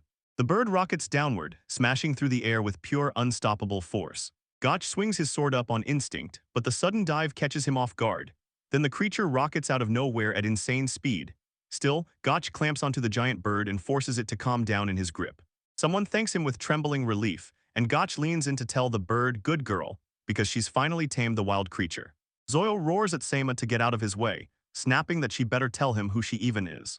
Sema Bandizer steps forward and declares, loud and proud, that she's an S-rank adventurer and monster tamer. Then she drops the bomb that she was sent to watch Ghosh's trial. An examiner stares in pure confusion as that giant raptor's bird monster keeps going after everything, and he finally blurts out whether they should deal with the nuisance first. A savage bird rockets out of the sky, slamming down with brutal force, and the arena erupts into pure chaos. As the examiners lean in and demand, "So what's happening here?" And then it hits one of them. Raptors was the one who kept derailing Ghosh the entire test. Sema swears Ghosh has always backed her up and helped her, and she's convinced there's a damn good reason for what just went down. The bald examiner snaps with pure anger and disbelief, and just as another examiner demands, "Where'd the monster go?" the response he gets is totally confused. Zoyo shrieks as the raptors tear into him, savage and relentless. He snaps at Ghosh and orders him to swing right now. As the attack keeps raging, they suddenly bring up the bird's poison, and everyone knows it's about to turn deadly. Raptors screech with jittery anger, but Ghosh coaxes them down and he just stands there, calm as can be beside the giant bird as he starts to speak. This has gone too far, the bald examiner snaps, and then he tells everyone to back off, calm down, and start talking first. Ghost tells the examiner just disinfect that wound with alcohol, and the examiner flashes a quick thank you. Sema tells them, trust me, leave the rest to the e-examiners. Ghost tells them, you saved this kid, so you should be the ones thanking me. As they gear up to bolt, the bald examiner slams the brakes on them and demands to know what Sima meant earlier. And Sima finally confronts the gauche reality she'd been avoiding. They pointed out you're only C rank, but somehow you got permission for an S rank dungeon. She slams the accusation on him. She claims he's been cheating. Ghosh swears his teammate did the paperwork the right way. No cheating, not a shred. The story snaps to the Graham Metropolitan Library, where everything is about to go down. A blonde girl sits in the middle of the shelves, studying like her life depends on it. She spots the librarian coming closer and blurts out her misery. Sigurd steps up and introduces himself, reminding her they'd just been together the other day. Sigurd fires off another heartfelt thanks and leans in, asking if she's still digging into her research. The girl asks, can you use magic? And Sigurd snaps back, only for streaming and communication. The girl decides it's worth a shot and blurts that she wants to learn some light spells. Then Sigurd snaps that the guy let the shining bug slip away. They burst into chaos as someone screams, and then they zero in on dusty books and hunt down spells that look insanely promising, until the girl blurts out, do the ancient empty casket magic rumors actually sound useful for exploration? What? The old librarian snarls at them to shut up, and the girl shoots back a quick, frantic apology. Sigurd says that ever since Gosh showed up, streamers have been buzzing about Beastkin, and he's betting Gosh could hit Suket soon. So the girl's wondering if he'll go live and drop some flashiest secret technique to spark instant hype and win fans across every species. Sigurd's eyes light up as he talks about the 4 divine origin style. Then he goes off about the vermilion bird technique, because it's just too amazing to ignore. Even without magic, he could forge his sword into burning steel with key power or minor spirits. And the moment he realized he could control it himself, it hit him like a revolution, ripping straight through his soul. The old librarian snaps for silence, and the girl blurts out an apology on the spot. The girl admits she blurted a little too loudly, then begs for a minute, just to breathe and get her head straight. Ghosh stares at it all, trying to think it through calmly, because the more he reflects, the less weird this whole situation starts to feel. Her smile fades and the thrill drains out of the room. She realizes it's scary that an adventure like this can actually exist. She shot Gosh a question, should she erase him too? Before he even has time to think, she explodes into an all-out attack. The fight ignites as Gosh and Sama crash into each other across the arena, trading blow for blow in ruthless high-speed combat. Semidal can't stand the Semidal pedestal hype. She swears everyone's overrating him, because to her he's just a tough, soft-hearted old man. Gotch finally admits it, he's the one who finds it the most mysterious. He swears he has no clue what makes him great, but somehow he's got tons of people backing him anyway. Gotch leans in and begs Sema to teach him the mindset of a top-tier adventurer. Then he swears he'll never betray the trust of everyone who's backing him. Sima tells Gosh to go on, try to get her in the mood. The whole battle atmosphere flips fast when Gosh's demeanor suddenly changes. In the blink of an eye, Sama realizes Gosh can flip his emotions on a dime. His whole aura flips on its head, and the fight keeps roaring forward with an unstoppable, crushing force.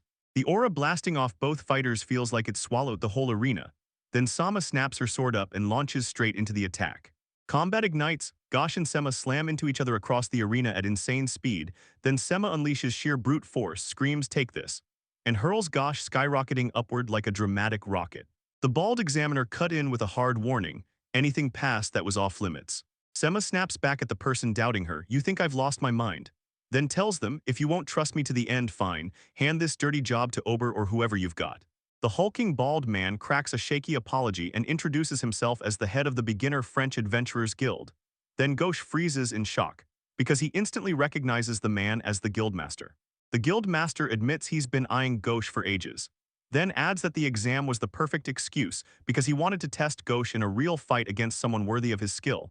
So he sends Zoyo after him, and it immediately spirals into trouble.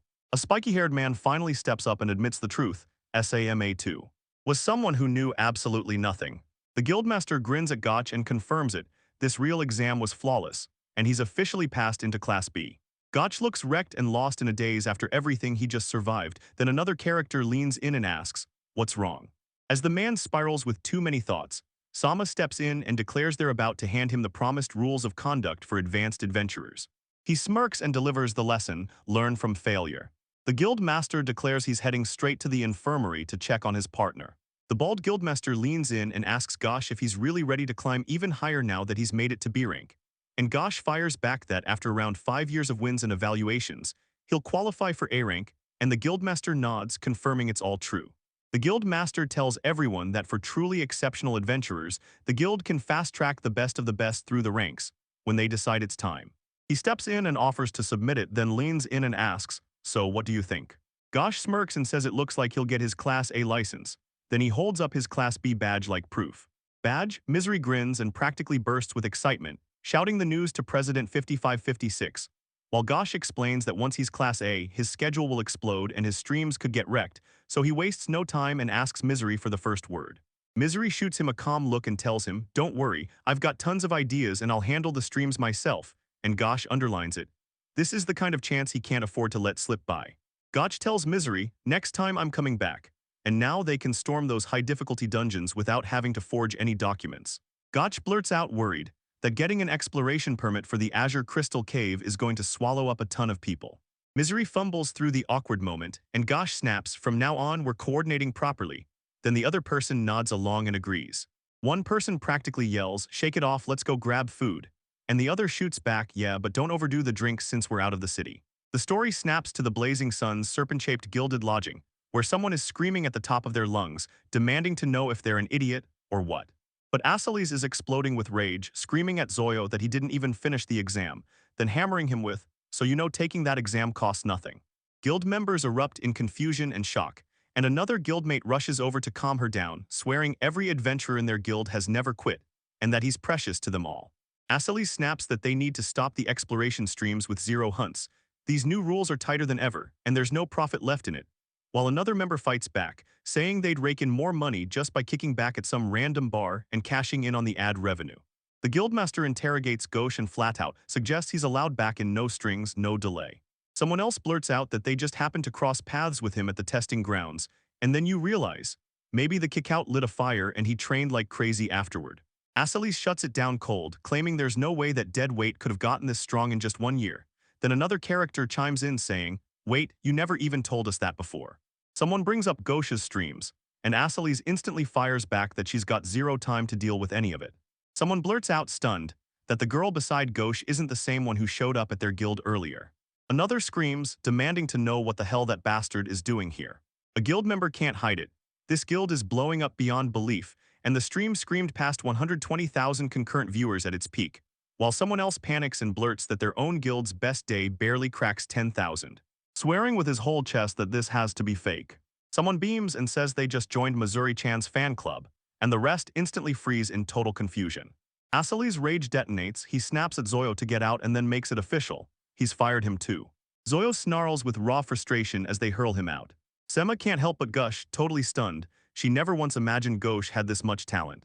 He calls it a shock and Sema says she thinks they'll see it soon, then asks, dead serious, whether they even realize how much talent they just shoved away.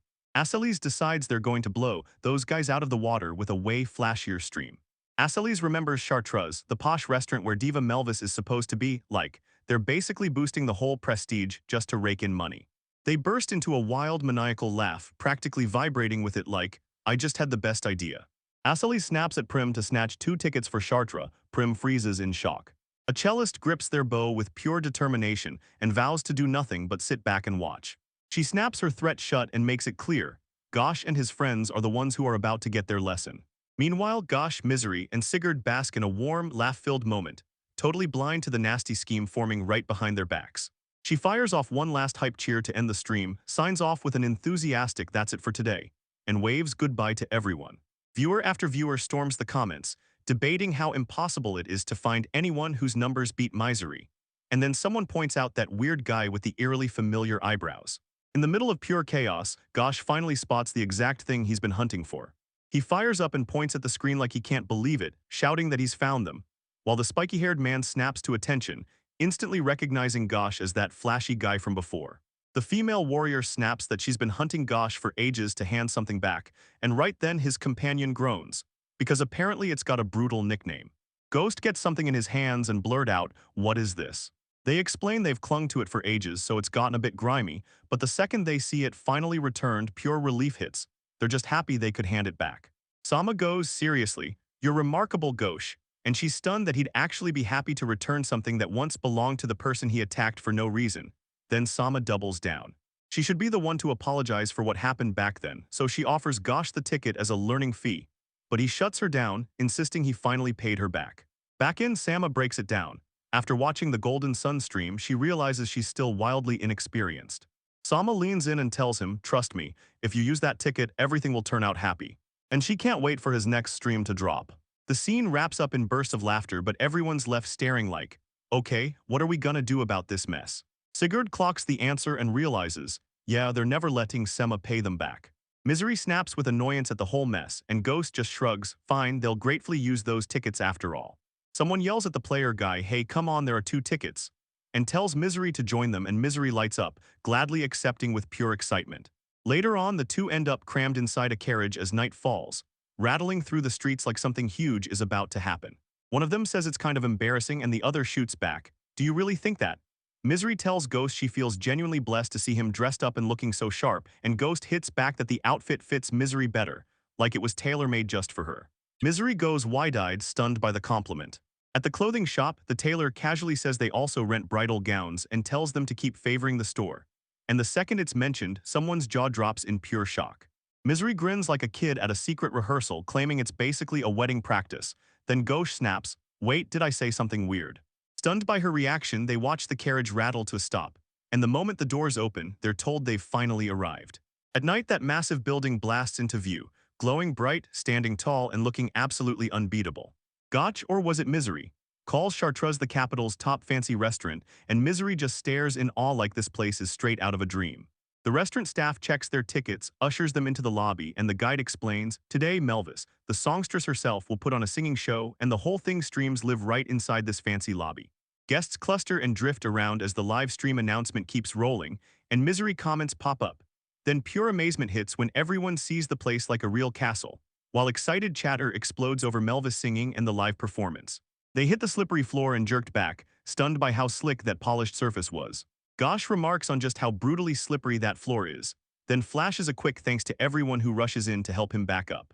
He insisted he didn't need anyone, he could stand on his own.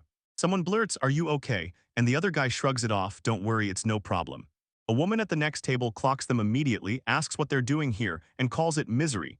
Then Misery's sister Al bursts out excitedly, saying it's been forever she grabbed tickets and that's why she came to the guild's get-together. Gotch snaps to attention, stunned. This can only mean that woman is Melvis. Al quickly nods and says, "Yep, that's right." The performance stream flashes a wild viewer count, 684, 909 people are watching right now. And the comments explode, praising how insane the live numbers are even before the first note is sung. Everyone's freaking out about how seriously good the new song sounds and straight up begging, is she really going to perform the track they just announced? Gosh and Misery go pale with shock when they learn who Melvis really is. The stage snaps into view, and down below, the audience sits in shadow. Above them, Melvis stands on the raised platform, blazing in the spotlight.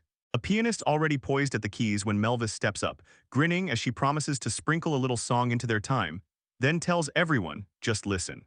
Melvis steps into her show-stopping performance costume, arms lifted high, then throws them wide in a full-on grand entrance. Radiant light effects bursting around her presentation like the moment demands it. Gosh stares down in shock, eyes wide, completely overwhelmed. Someone blurts out, "Could Gosh be that person?" And Al slams in, "Meet Mr. Gosh Krosner," but Misery freezes, because she instantly realizes it's actually Misery's Akko, and yells for her big sis, so I tell Gosh, "Let's head over there for a bit." Misery says, "Don't worry, we'll step away for a moment," and Gosh awkwardly tries to play along with the sudden exit. Left alone, Gosha just watches the two sisters side by side, and the weirdest thought hits him, are they really sisters? Something about it feels off and it gnaws at him. He stares at them, completely baffled, and can't stop wondering what on earth they're really talking about. Melvis steps up and formally introduces herself to Gosh, telling him her little sister is always in his care. Then she flashes a warm smile and says it's great to finally meet him, adding her full name, Melvis Alknia. Gosh drops his head and humbly admits, "Nah, I didn't really do that much." Melvis whirls back to Gouch, grinning like he owns the moment, and says the misery he describes is exactly the same. And Gosh shoots her a confused stare, like he can't even figure out what she's getting at. The story slams into a flashback. Gosh's face crumples with shock after Misery whispers something to her sister. And it turns out Misery can't stop talking, fired up about spotting an incredible person while watching a stream. She hypes them as kind, humble, and straight-up amazing, swears they'll be in the spotlight someday, and she daydreams about that moment, so she can stand beside them and stream together. Melvis told everyone she's heard they're basically having a blast nonstop. Right now, Melvis leans into Gosh and gushes about her adorable little sister, begging him to be kind to her from here on out. Then she thrusts out her hand for a handshake. Meanwhile, Gosh's mind panics hard, completely unsure what to do with his own hand. A staff member strides up to Melvis and tells her it's time to get ready. Melvis nods, taking the message in. Misery tells Gosh she'll jump in with a song today too, urges him to enjoy it, and lights up saying she's happy they finally got to meet. Then the handshake between Melvis and Gosh seals it. Gosh just loses it, completely stunned and overwhelmed by everything that's happened. Misery swears she'll give it everything, and Gosh grins back, saying he's already counting down for what's coming. Gosh stands there stunned, his mind spinning as he can't believe what just happened to him. The story snaps to the restaurant dining room, where guests fill tables all around, already digging into the moment. Close-up shots flash the elegant plates as they're served, one perfect dish at a time. When the food finally hits their table, both Gosh and Misery snap into shock, staring at the mind-blowing presentation like it's pure magic. Misery can't believe her luck as she digs into the legendary sparkling salmon, and Gosh tears into the great boar's rich meat, practically swooning at how blissfully it tastes. One of them says that the whole experience makes you lose track of time, while the other snaps, "It's almost time for Melvis's song." In the warm glow of candlelight, the two of them sit at their table, just silhouettes like the whole world has gone quiet. They set the mood for romance when a staff member rushes in with an apology for the delay, then announces that tonight's guest, Melvis, will light up the place with a singing show. Melvis strides onto the stage in her performance outfit, waving at everyone at Chartreuse and every viewer watching the stream. Then bam, the comments explode. Melvis is always so cool and cute. Fans are green with envy that others get to hear her live. And the comments are blowing up, praising how stunning she is while everyone admits they've waited forever for this exact moment. The crowd leans in as Melvis blasts onto the stage, putting on a pure show-stopping performance. Misery starts spilling it to Gosh, saying her big sister has been grinding her whole life since she was just little. Day after day, Melvis kept singing, chasing that one dream, becoming the kind of person who leaves a mark in people's hearts. Misery finally spills the truth, and yeah, there was a time she felt a nasty little jealousy toward her sister. Watching Melvis hit, start streaming, and suddenly steal attention from a ton of people made Misery's world feel lighter. But she couldn't shake the feeling that something was missing, so Melvis kept performing on stage while Misery finally admitted she realized she had nothing left to do. Gosh snaps back that it's not true, then tells Misery, "You've got more knowledge and more guts than I do." He insists everyone's built with their own strengths, so there's no reason for her to panic. Misery smirks at his words, eyes turning glassy as feelings hit hard, then she laughs and the awkward question slips out. Did he just say something weird? Misery tells him her sister said the exact same thing, then Ghost's face lights up with shock. The instant Melvis says the same thing, the air goes still between them. One of them says they're obsessed with the song, and the other immediately jumps in same. Melvis ends her piano performance, her hand slicing smoothly across the keys like a whisper turning into fire. The crowd explodes into cheers with hands held high, and Melvis shoots a heartfelt thank you to everyone. The stream rips open with 1.4 million people watching at once, comments exploding with praise and fans flooding in like, "We're so glad to be alive in the same era as Melvis." Then Misery slams the moment home, announcing her part is ending and begging everyone to come back, only for the chat to suddenly spot something weird at the edge of the screen. A big sword old guy showing up. But half the stream swats it away fast, saying Misery can't handle alcohol so she must have imagined it. At a different location, someone snaps in furious rage as that dangerous-looking dish lands in front of them, yelling, "What the hell is this?" and demanding to know if this place really serves something that risky to customers. Back at the guild, someone glued to the stream and blurts out that the afterglow of their sister's song is doing something strange. Then a guild member recognizes the watcher as a cellist.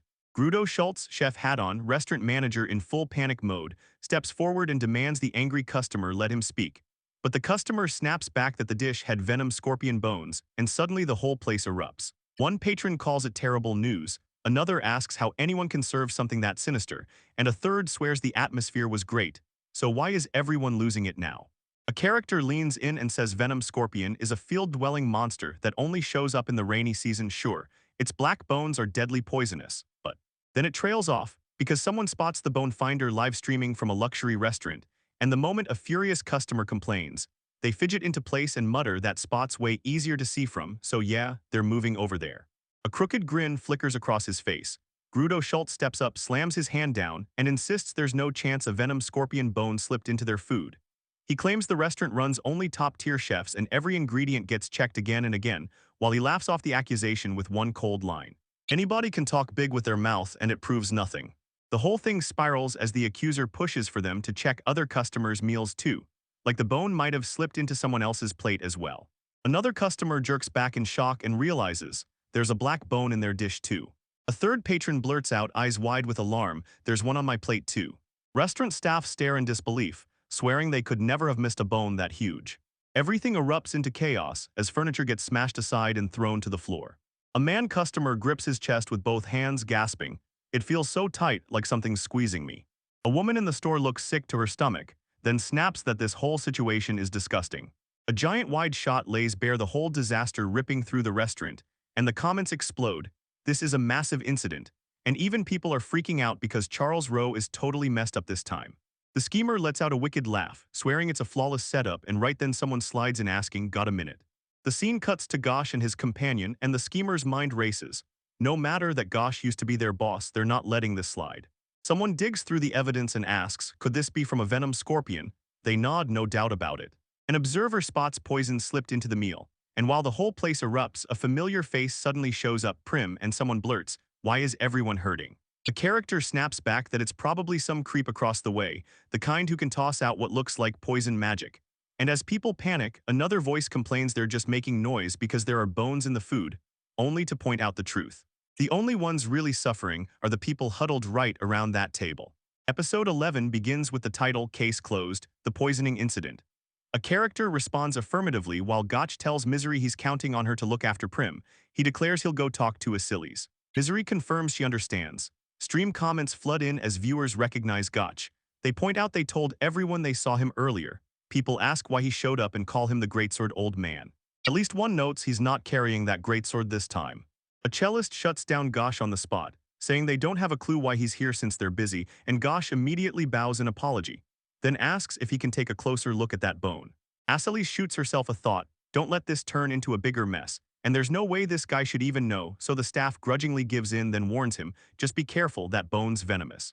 People gasp in shock as Gosh grabs the bone with his bare hands, and onlookers wonder if he's lost his mind for doing it that way. But Gosh just smiles and thanks them as he studies it. Gosh lifts the bone to the light, scrutinizes it, and announces, "Just like I figured, this isn't a venom scorpion's bone." And right then someone fires back, "How do you know?"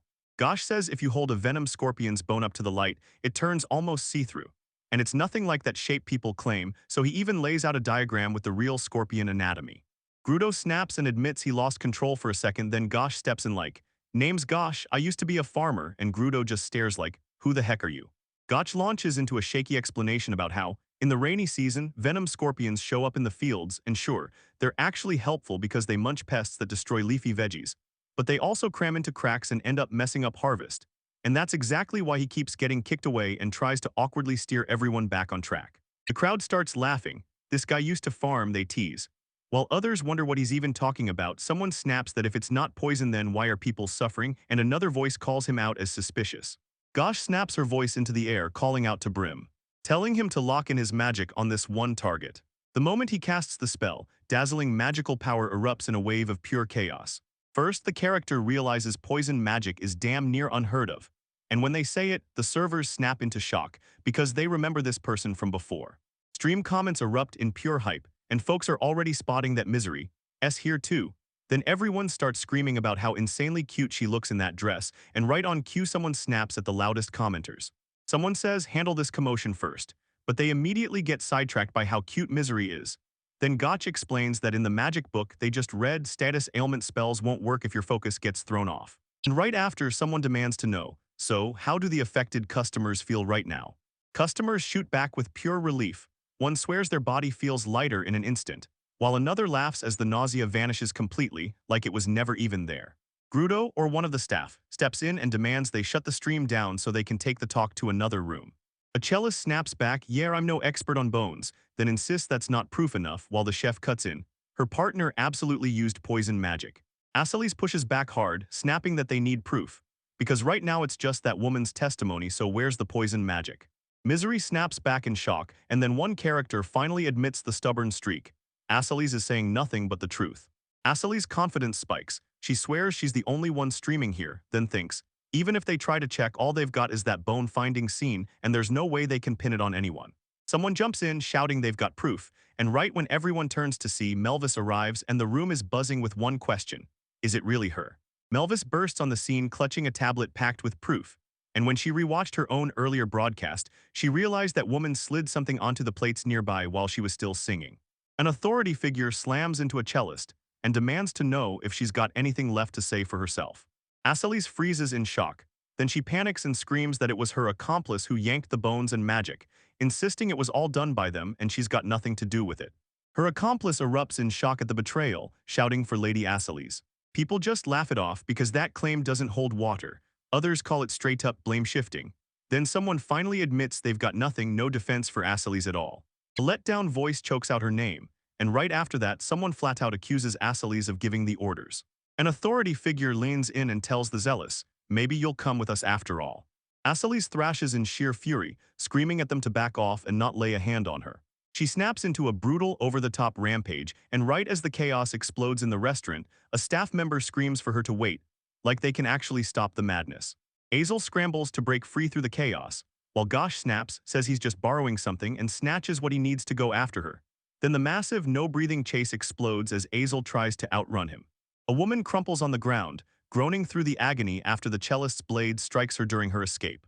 They sprint in, breathless with regret, apologizing non-stop and asking, can you stand? Gotch and the chef trudge together through the wreckage, and while he's walking, he can't stop thinking, because a cellist always sparks ideas he never even dreamed of, and that thought floors him. Then he snaps back and tells himself to shut up. Gosh keeps talking, admitting that once he launched his own stream, he immediately got hit with the truth. Streaming is brutally harder than it looks, and the stuff he loves can be wildly different from what the viewers crave. Asali's freezes in shock at his words, and inside her head she keeps yelling at herself, shut up, shut up, shut up. Her fist tightens in pure frustration, and the chase keeps roaring straight through the restaurant. Ghost goes straight for the jugular, asking if the stream she's doing right now is truly what she wants, then challenges whether this is the path she's been craving all along, because to him it sure doesn't look like it. That's when Asali snaps, screaming at him to shut up, and then she explodes into motion, launching her attack. She screams out Dragon Hammer as she swings, and the moment it lands, the camera dives in for a brutal close-up of the impact. Her fist slams in, bam, a massive impact bursts as Ghosh counters. Asali's gets hit by the devastating technique, only for the guy to blast it back, stronger than she ever expected, and the shock on her face screams one question. When did he get this strong? Then she can't help but wonder if she's the one who's been getting weaker. She snaps in furious frustration as the truth lands. Turns out, the aftermath is brutal. A cellist lies collapsed on the ground, utterly defeated. The camera hangs high over the restaurant as the whole crowd gathers, and Lord Flark steps in, declaring he's the lord of the Nargud territory. Then he turns to Gosh and asks him to lead their knighthood as captain. Meanwhile, Masha from the Duke's family pipes up that she's been watching Uncle Gosh's streams nonstop, and she invites him to tea at their castle sometime. Someone blurts out, super excited, can we do a collab stream with you next time? And right away, everyone starts butting in, trying to stop the non-stop flood of requests. Grudo roars into the room and instantly hijacks everyone's attention. He steps up and owns it, saying that no matter what happened, he still let that disaster slip through. And then he bows low, offering a heartfelt, sincere apology. Someone slips in, hunting down the Ghosh, and watching the whole commotion finally fade out. The crowd starts to break apart, and people begin filing out like something big just hit. A woman tells him, Asali's used to be my boss, and after all this chaos, she's certain he'll finally get the message and learn his lesson. She admits she knows exactly what the pain feels like, but she begs them to dig deep and forgive him anyway. Melvis, Ghosh, and Misery whip their eyes to the request, and three totally different reactions hit like lightning. They seal it with a handshake, and just like that, agreement clicks into place. Old grudges get swallowed and forgiven. The wide shot of the restaurant shows everyone cheering with pure relief, because the tension finally melts away peacefully. Soon, the crew spills into the Charltra Rose VIP room, and one person can't stop asking what Mr. Gold is really after. Some think it's a thank you gift, but someone else panics it's about compensation after they smashed a plate, and Misery just tells Gosh, yeah, I think you worry too much. What? A staff member leans in, breaks the silence, and apologizes, saying sorry for making you wait. Grudo thanks them again for stepping in when the restaurant was getting crushed by the chaos, and Gosh, aka Misery, just shakes his head like, nah, it was nothing. Grudo steers the whole moment straight into a request, and then drops a wild surprise. He asks if the shop would let itself become a sponsor of Golden Sun. The group goes wide-eyed in shock, and Gosh quick turns it down, insisting he doesn't think they should go that far for them. Until Grudo steps in and makes it clear this isn't some small thanks for what happened earlier. He steps up to spell out exactly what the restaurant needs, top-tier hunting meat, then flashes visual proof of the quality and lays out the deal during his subjugation streams, showing how Ghosh hunts monsters for ingredients. Gruda even offers them first access to buy before anyone else, reassuring them the contract is built to handle every possible situation. Grudo presses, "So what do you think, Gosh?" And Gosh hesitates, admitting he can see the value, but they've barely even gotten their business off the ground. Misery practically jumps out of her seat, pushing Ghosh forward with, "That offer is too good to ignore, take it."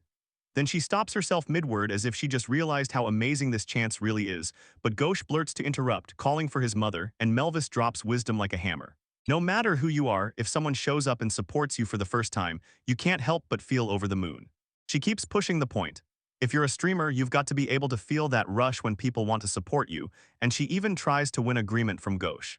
Ghosh's face tightens with heavy thought as he wrestles with every word she throws at him. He makes his choice, thanks them with a full heart, and says he's nothing but grateful. Can't wait to team up with them. Right as they're about to leave the Charlotte Rose lobby, a voice suddenly yells, "Wait, please." Gotch cuts off the apologies cold and finally blurts out what he's been desperate to say. Melvis pushes Gaucher to speak up, and Gaucher finally blurts out that he's been trying to tell her one thing this whole time, but he just couldn't even bring himself to say it. He fights to force the words out, stalling again and again like his mouth just can't keep up. Ghosh finally blurts out his heartfelt thanks to her, and he means every word from the very bottom of his heart for her song. Melvis shoots back with a grateful smile, swearing she'll keep singing no matter what. A calm beat falls, and you see Ghosh and Melvis standing side by side in silhouette, sharing a moment that hits straight to the soul. A maid yells, begging Mr. Gotch not to ditch her, and someone quickly steps in, apologizing that they're late. Misery shows up, grinning like she owns the moment, then blows a kiss and tells her sister, "I'll see you later." Melvis watches them get ready to head out, grinning as he says it looks like this guild's gonna be something special.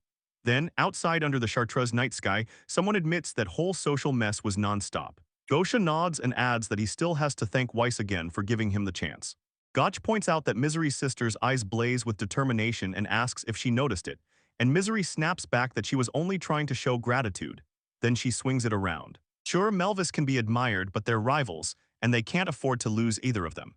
Gotch grins and promises they'll give it everything. Misery nods like, "That's the spirit." And then from the shadows, a sinister figure steps into view, muttering that they've finally got their target. Then one of them freezes in shock when they realize Ryukyu is coming straight for them. A massive, jaw-dropping reveal hits, then that armored figure comes charging straight toward them. The explosive confrontation kicks off as all three stand toe-to-toe, glaring in each other's faces. The story suddenly flips to reveal a tiny, childlike figure sprawled on the ground. Later, we catch up with the beast-eared girl. Gosh, she's heading home from the restaurant and things are going great. Quick flashback. She started out as a plain country farmer, nothing fancy, just from out in the sticks. Then she wiped out a top-ranked dragon, and the whole world finally realized what kind of power she truly has. Because now she's the mightiest there is. A staff member rushes up to Roko and tells her, "Hey, wake up," like she just blinked into the world again. She gushes her gratitude, explains the restaurant turned her away, and says they whisked her to their quarters. Then the camera slams into 3 rapid reaction shots. Panic and disbelief ripple through the room as everyone tries to make sense of what just happened, and Roko answers in a shaky, uncertain voice. Roko makes her move and begs Gosh to teach her Shishinanganryu right to his face. Gosh fires back that she's a beastkin too, so she might already know more than he does. Roko panics, insisting there's nobody among the beastkin who can use it, so she's got to learn even that one technique. Gosha nods and agrees to help. Then he grins and says they'll start with the basic levitation technique. Rocco drops to her knees and begs him to teach her. Gosh nods and fires back an explanation. "Relax, I'll push it so you grab it, okay?" And then he starts the lesson. A massive action scene erupts as the levitation training kicks off, step by step, right before their eyes. Someone yells in panic that something terrible is going down right now. Someone blurts out that the Beastkin kid is gone, and Gosh snaps everyone into a meeting, breakfast first, now that they're finally all together. Misery gets teased for being a total sleepyhead. Then boom, a huge close-up of Roko's face hits the screen with a tiny inset showing the group digging in. Roko stands up and introduces herself. "I'm Roko," and Gosh and or Misery shoots back their thanks for watching their streams. Roko says she found out about the two of them through their streams, and she's been glued to everyone. Then someone asks how Gosh's lesson went, and Roko goes wild praising him, calling Master insanely great at teaching, but Gosh just humbly dodges it, saying Master feels like a bit too much. When Gosh drops that he learned the technique by watching Yagori stream, everyone snaps with shock, then Roko reveals the twist. Yagori is her grandpa. Someone kindly tells Roko he doesn't have to put it like that, but Roko just keeps going, admitting Grandpa dug through the old documents, found the technique, and still couldn't recreate it. So now his whole teaching method sounds wildly nonsensical. Roku says it all makes perfect sense, and then someone raves that Gosh is a real genius. Roku follows up by explaining that Master grabbed it right on the spot as part of his morning training. Out on the training grounds, a crowd gathers and Roko kicks things off. So many people want to learn from Gosh. She admits they all held back because bombarding him at once felt rude, so she came alone to ask first. Roku drops to a dramatic bow, says they're putting their faith in him and begs him to help them. Misery blurts out all giddy that it's incredible to finally get noticed by the main school of the Four God source style. Then Gosh fires back, humble as can be, saying he's truly flattered. In the middle of this huge, dramatic showdown, Roko stands tall and declares that her master is the hope of the Four Gods. Then she straight up asks Gosh to take her in as his disciple. Gosha nods and says he'll jump in if he can help. Roko fires off heartfelt thanks, and one viewer can't stop raving about how Lakachan's way of speaking is totally one of a kind. A character suddenly feels it, like a mouse has been here since yesterday, so Roku asks, "What do you mean by a mouse?" And they quickly backtrack saying, "It's that nostalgic smell that hits your heart the second you breathe it in." Ghosh tells them the shop usually opens bright and early, so they ask if Loko-chan is cool with them staying over for a bit, and Roko lights up, says it'd be awesome, and thanks them right away.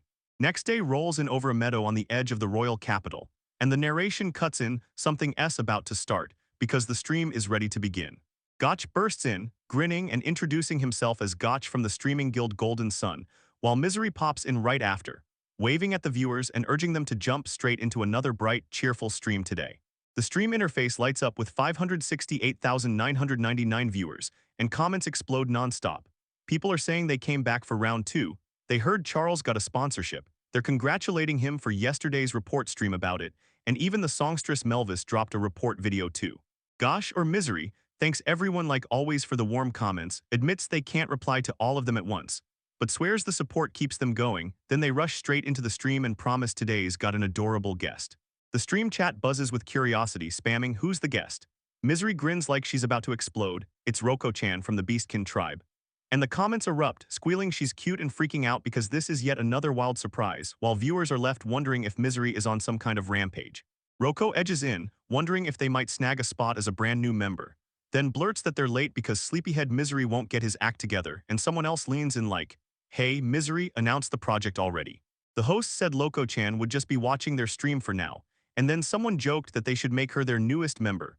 Roko shot back with a tiny, surprised sound. The hosts shake off the chaos, straighten up, and blast out the announcement for today's project. Just like that, a huge sign pops up announcing they'll try cooking a giant boar, then Gosh spots it instantly. The thing is backwards again. Misery pops in again, all fired up and shouting that they'll hunt for ingredients first, and the stream chat instantly explodes. Over 50,000 viewers for a cooking stream is straight up nuts. People start asking if they mean just any boar, and one commenter goes, no, wild boars are B-rank dangerous monsters," basically yelling that everyone forgot what danger even looks like. Others laugh and say it feels way too chill for that. So is it really a wild boar, or are they cooking something else? Then someone points out the cooking stream actually kicks off with the hunt, and Misery grins and declares they're going after a great boar. Viewers blow up in shock, yelling that it must mean the A-ranked great boar, and asking if 2 people are even crazy enough to take one down. Then Gosh jumps in with a quick story about eating at Chartres restaurant just the other day, claiming the food was so good he caught himself thinking, can I really get that flavor at home? But he quickly backs off, admitting it won't be the same, and urging everyone to stop hesitating and just go buy Chartres for themselves. Until one viewer chimes in that he's basically a model streamer who never misses a chance to shout out his sponsors. Gotch blurts out that he's heard the farms tied to the restaurants around here are getting ravaged by giant boars. And then Misery or Gotch, he spots one already. Gosh throws the go-ahead signal for the hunt, and they all lock in, everything's still on track. A massive boar crashes into the group, and the air turns ice cold as everyone freezes in a hair-trigger standoff. Gosh slams down his resolve and vows he won't let a single more raid hit the farm. He studies the danger and realizes, if those boars slam in with full force, there's no way he can survive the impact. He boldly declares he's going to unleash a plan using something specific as his strategy. Later on, you'll spot scattered notes on techniques, tracing straight back to the 4 divine beasts. A dramatic close-up slams into the boar's face. Then Ghosh's eyes blaze with attack-ready focus, and he shouts his technique *** celestial comet seabreak ***. A boar or some other horrified watcher jumps back in shock at what's left behind, while the giant boar's head looms like a nightmare. Gotch snaps with curses, Misery shouts at Roko to bolt, and Roko stares in stunned disbelief. Then counts 1, 2, 3. What? As she times her move, she snaps into action and drives a brutal kick into the boar. Then Gosh and Misery freeze in total shock at what they just witnessed. A stream comment sums up the stunned chaos, and viewers instantly zero in on Roko's feet, screaming that beastkin are supposed to be super strong. But this is beyond unreal, way too overpowered to be real, like she should just be a guest, and one person bluntly labels her a beast girl with insane power. Rocco lifts the boar she caught, and the chat erupts with praise, calling her amazing. Then Misery ends the stream, smiling and confirming she gathered the ingredients safely, promising there's more tomorrow as she teases the next cooking stream. Gotch apologizes to Roko for messing up at the very end, and Misery fires off praise, calling Roko insanely strong. Then she tells her the comment section was going absolutely feral, and Roko just sits there, taking in every single message flying at her. Two people lock eyes and hold their breath, no words, just tense silence screaming between them. The next morning rolls in, and Misery struts in to greet everyone, then she announces, "Since Gosh has gone on a mission, it's just you and me cooking today." Roko shoots back a shy hello, and a viewer laughs as they spot the two of them in aprons. Meat so precious it's unreal. Misery swears it came from some legendary boar, tenderized by wine soaking. Then she leans in and asks Roko to pound it even softer, and Roko nods right along with her request.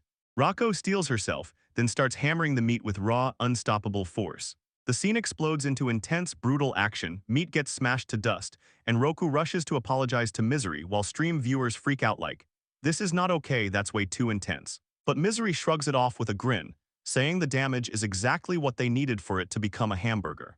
A viewer praises the recovery, and Misery snaps at Roko to wipe the dirt off fast and jump straight into the next moment. Then Gosh declares, "I'm home." Misery welcomes Ghosh home, and Roko blurts in embarrassment that she got a little too excited. Then Ghosh freezes at the wreck, staring like, "Wait, what happened here?" And the reason hits when the stream comment says Misery welcomed Ghosh back. Rocco admits she just couldn't pull her weight. Everyone in the stream is freaking out. Some call it wildly indecent but honestly enviable, while others wonder where Misery's clumsy streak even went, and if the old man can truly stomach their cooking right now. Gosh admits they really went all in, and Misery says everyone's totally worked up. Then she praises Roko for the clutch assist, bragging that the two of them cooked it brilliantly, so the viewers should go watch it later. Viewers chime in that this tough old man used to farm, can't wait to taste the vegetables he grew, and Misery finally serves up those coarse, ground great boar hamburgers, stacked right alongside Mr. Gosh's veggies. The whole crew huddles up, ready to dig in. Then the finale cuts to a split-screen feast as Roko and Gosh dig into their meal. Gosh points out that since the stream and the meal are done, he's gonna go check the cooking. Then Misery glances at the comments and says Roku is already blowing up in popularity. Misery groans that she's wiped out today and promises herself a real rest, then bids everyone good night. Gosh shoots back his own good night. The group trades their goodbyes and Gotch clocks it. Roko keeps flashing these worried looks. Misery checks in and shrugs like, "Nothing weird tonight" during the stream. Still, Gotch can't shake it, so he tells the others he'll slip over and talk to Roko for a minute. Then he asks Misery to take care of the dishes, and she practically jumps at the chance. Gotch spots Roko on the roof, the exact spot she disappeared to, and when he clocks her, Roko shoots back with pure surprise. She called him Master, and Roku quickly snapped that she only wanted to catch a glimpse of the moon for a little while. Ghosh nods like he gets it, and Roko's voice turns dead serious as she admits she owes him an apology. So Ghosh leans in, curious, and asks what she's talking about. Then he can't wrap his head around why she'd need to apologize, so Roko jumps into her confession, saying she'd been watching a stream about half a year ago and spotted him there, and when the flashback hits, her face crumples with the weight of that memory. Armored Ryukyu and the stunned Ghosh from that same fateful stream. Roko keeps talking back then she'd just mastered how to talk to minor spirits, and the moment she tuned into those streams, it felt like she'd cracked open a whole new universe, pure joy on her face. And there's an image from that era showing her striking an energetic pose, because yeah, she even says she was watching the very same stream. Roku admits that everyone blamed Master, and she agreed too, then her face hardens with determination, yet regret still lingers as she finally confesses. She sent the comment. She insists again that she sent it, and the dark, dramatic scene finally spills what she wrote, and yeah, it's the worst. As Roko keeps going, Gosh's face flashes on screen. Roko admits that after all that, Grandpa snapped at her, and Yajiri tore into her with one hard lesson. Just because you can see something doesn't mean you know everything. Yajiri's words keep cutting deep, screaming that you can't measure a person by looks, because who they really are is something you must never judge from appearances. Roku told her she went straight to watching Gosh's old streams, binge after binge, until one huge realization hit her. Gosh drops his gaze as Roko declares her verdict. If someone can wield Shishin and Ganryu for the right reasons, then they're no villain at all. Roko drops into a bow to apologize, blurting that she just has to say sorry. Then she spots Master and Gosh's face hits her like a wall. She can't get the words out, but that comment she sent to Master back then still won't vanish. Roko breaks down and screams, "Why did I ever do something like that?" Then she finally blurts out her apology to Gosh. "I'm sorry," and Gosh nods, admitting he feels just the same. Rocco blurts out in surprise, while Gosh, eyes full of guilt, admits he's always stuck replaying his own words and moves. And just the other day he ended up shutting Asseles down again with brute force. He can't stop wishing he'd confronted Asseles sooner, because maybe, just maybe, there was another way. Then a close-up hits Gosh's eyes steady, and he says yes because he finally understands you have to face them head-on. He admits that owning up to your actions, without dodging them, is real strength, and he wants to learn that from you. Gosh leans in and tells Roko that her grit and raw feelings gave him the courage to keep going. Then he thanks her from the bottom of his heart, truly and sincerely. Roku's emotions hit like a wave. She blurts out to her master, yelling with everything she's got. Misery shows up on the roof, cornering them and demanding to know if this is where the two of them were hiding. Gosh and Roko sit side by side, and Gosh leans in, telling Misery he wants to ask her about Loco. Then Misery shoots back that she's probably been about to ask him the exact same question. Two face shots slam onto the screen, Misery and Gosh lock eyes, and suddenly they both understand each other perfectly. The big reveal hits. There they all are on the roof, and Roko stands right in the center with the other two flanking him. Gotch and Misery leaned in and asked Roko if he'd want to join Golden Sun. Rocco's face flashes with raw shock and emotion as she demands, "Are you sure that's really okay?" From the darkness, shadowy eyes gleam and stare with a chilling, unstoppable ominousness. The tale rolls on from when the countryside farmer became the strongest after he slaughtered the top-ranked dragon, Roko. Then officially, he joins the guild with an introduction that's about to blow people away. And as he's getting settled, someone at the guild drops the bomb. "You know, Master Yajiri also lent a hand." The person listening says, "Roko filled me in," but swears they didn't lift a finger at all, while a guild member replays the whole thing. Roko stared the truth in the eye and finally acted, and Sir Gosh didn't just coddle her like she was a kid, he confronted her head-on, and that one shift changed everything. The guild member ends by saying they're genuinely grateful. Right when the action felt like it was about to stall, a martial arts instructor-looking figure finally spills what they couldn't say earlier. Thanks to Gosh, they've uncovered the amazing Shishin Engen Ryu, and then they break it all down by demonstrating its signature breathing technique. Gosh snaps back that he's the one who should be thanking them, and the instructor fires up again, saying hearing that proves every ounce of effort behind their streaming was worth it. Then they beg Gosh to keep spreading their school's name across the world, and he vows to do his best. Then out of nowhere, someone snaps and tells Gosh they have to cut him off. A wave of shock hits and someone blurts, "What happened?" Then a sudden flash tears through the scene.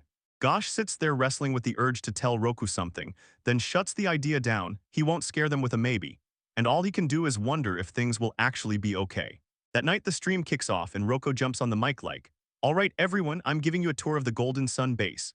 She tells the crew she wants to show them around with their new member Roko-chan right there beside her, and the chat explodes. People non-stop react to Roko-chan's joining and spam questions about what the inside of the base even looks like. Someone blurts out, "Why are we doing this at night? It's pitch black out here." Roku admits, "Yeah, it's a bit dark," then pushes on, "Just hang with me, we'll make it work." He leads them to the reception area, points out the lounge with the guild emblem blazing on the wall, and someone immediately asks, "So why did the last guild give up a place this amazing?" Someone else chimes in that this spot was a hit with the big guilds, spacious, fully furnished, the whole deal. Then the vibe instantly turns cold when they admit the place is infamous. He blurts out that he heard tons of ghost sightings, and the moment it sinks in that it's a stigmatized property, the chat goes wild, straight up saying today's stream is about to be a full-on test your courage vibe. Someone steps in and says, "Even the managing association staff who tried staying here felt nothing strange," and then adds, "No one who's ever died here is recorded." One of the guild members straight up admits they've never seen anything that even counts as a ghost. So yeah, it sounds like whatever they're looking for might not be here anymore. And weirdly, they're not devastated, they just can't help but get curious. They storm into the meeting room and they reveal the plan. Because if they wander together on a nighttime room tour, they might stumble onto something, so they cooked up this whole event. Roko moves through the facility, and Misery practically pushes them toward the cafeteria next. Then a member of Roko clocks it. Their sensei looks totally lifeless today. Suddenly, bam, a shocking skull scene flashes on screen and someone blurts out, "Is Gosh possessed?" Someone snaps back, who even told you that pun was okay? The vibe turns icy fast, then a voice cuts in, hold up, gosh, wait a second. Are they sensing something real behind him? Gosh just stares back, totally baffled, and tells them not to start that nonsense. Gosh yells there, look, it's someone else. And the moment it hits, the other guy fires back like, bro, stop. Gosh is totally pulling some convincing act. A skeleton ghost tears through the hallway, and the other ghosts instantly show real terror. Roku peers around like she's hunting something, but she can't spot a thing, so Gosh snaps back yelling, can't you see it either? The others stare at a dead-empty hallway, but Roko, trusting her animal senses, knows she can probably sniff the answer from the air below. She bolts after it, and another guild member screams that they won't ever forgive whoever dares hurt their master, then yells for everyone to sprint after them too. The stream chat screams that it's getting insane, because even they can't see a thing, yet the chase barrels through the facility anyway. Roku unleashes a brutal, earth-shaking blast on the skeleton ghost. Her animal features blaze as she slams in with everything she's got, and the ghost jolts back with a full-on dramatic recoil. Impact during the brutal fight, Misery's magic rips a hole straight through the floor and she blurts out an apology like, sorry about that. Gosh shoots, are you okay? She shakes it off, says she's fine, but then her eyes shift, because what matters most is. Right under the spot where the floor caves in, a treasure chest sits waiting, like the kind of find of the century joke you see in stream comments, and honestly it feels exactly that wild. The skeleton ghost snaps to life with panic, screaming at them, don't you dare touch that. It snaps forward and seizes its target, yanking them into restraints, right as the person screams, let go of me now. Misery freezes in total shock as one of them shouts for them to get out of here and the other screams, drowning the air in pure alarm. Gosh barks at Misery to haul that treasure chest over, and Misery fires back with unshakable determination. The skeleton ghost snaps its crossed arm bones into a bold X, clearly shielding something, but a furious voice erupts. Someone's fed up with everything spiraling out of control and demands they stop already. Stream chat erupts as viewers react in real time. Someone spots the insane staging, and another swears it's a poltergeist. A skeleton ghost flashes blazing power with that crossed bones mark, and the room erupts. Poltergeist chaos hurls people flying through the air. Once the dust finally settles, Gosh crumples in exhaustion. Right beside him, that little ghost skull flashes into view, then he forces out a promise. He'll be back for the treasure chest, and he's unharmed. The three guild members huddle together, staring down the ghost, and Gotch steps forward, demanding that the skeleton ghost leave everyone else alone and take him instead. Gosh thrusts the treasure chest back to the skeleton ghost, and the moment he does, the ghost lets out a chilling nod of acknowledgement. The skeleton ghost's face blasts across the panel in pure fury, screaming at Gosh. An idiot, of course, because he's see-through, and Gosh blurts out a frantic, I'm so sorry. Afterward, Misery snaps that the ghost could have just lifted it with telekinesis, and the skeleton ghost goes, yeah, that actually makes sense. Then another ghost blurts out an apology again, I was wrong just like before, and asks if the ghost is okay. In the pitch-black dark, a skull sits like a secret. Someone leans in and asks if what's inside is safe, but then the skeleton ghost starts waving its hands like it's trying to talk, and the ghost can't shake the feeling. They're getting through. Someone swears the ghost is the real deal. Then the lid pops open and the treasure chest spills out perfectly wrapped goodies, and somehow everything still looks totally fine. The whole group crowds together, and you can spot the skeleton ghost looming in the back. The skeleton snaps that all this commotion totally wiped him out, so they're cutting the stream right now and taking a break. The whole crew stares around, totally stunned by what they've stumbled into, and the camera swings to reveal everyone seated in the room while that skeleton ghost looms in the middle.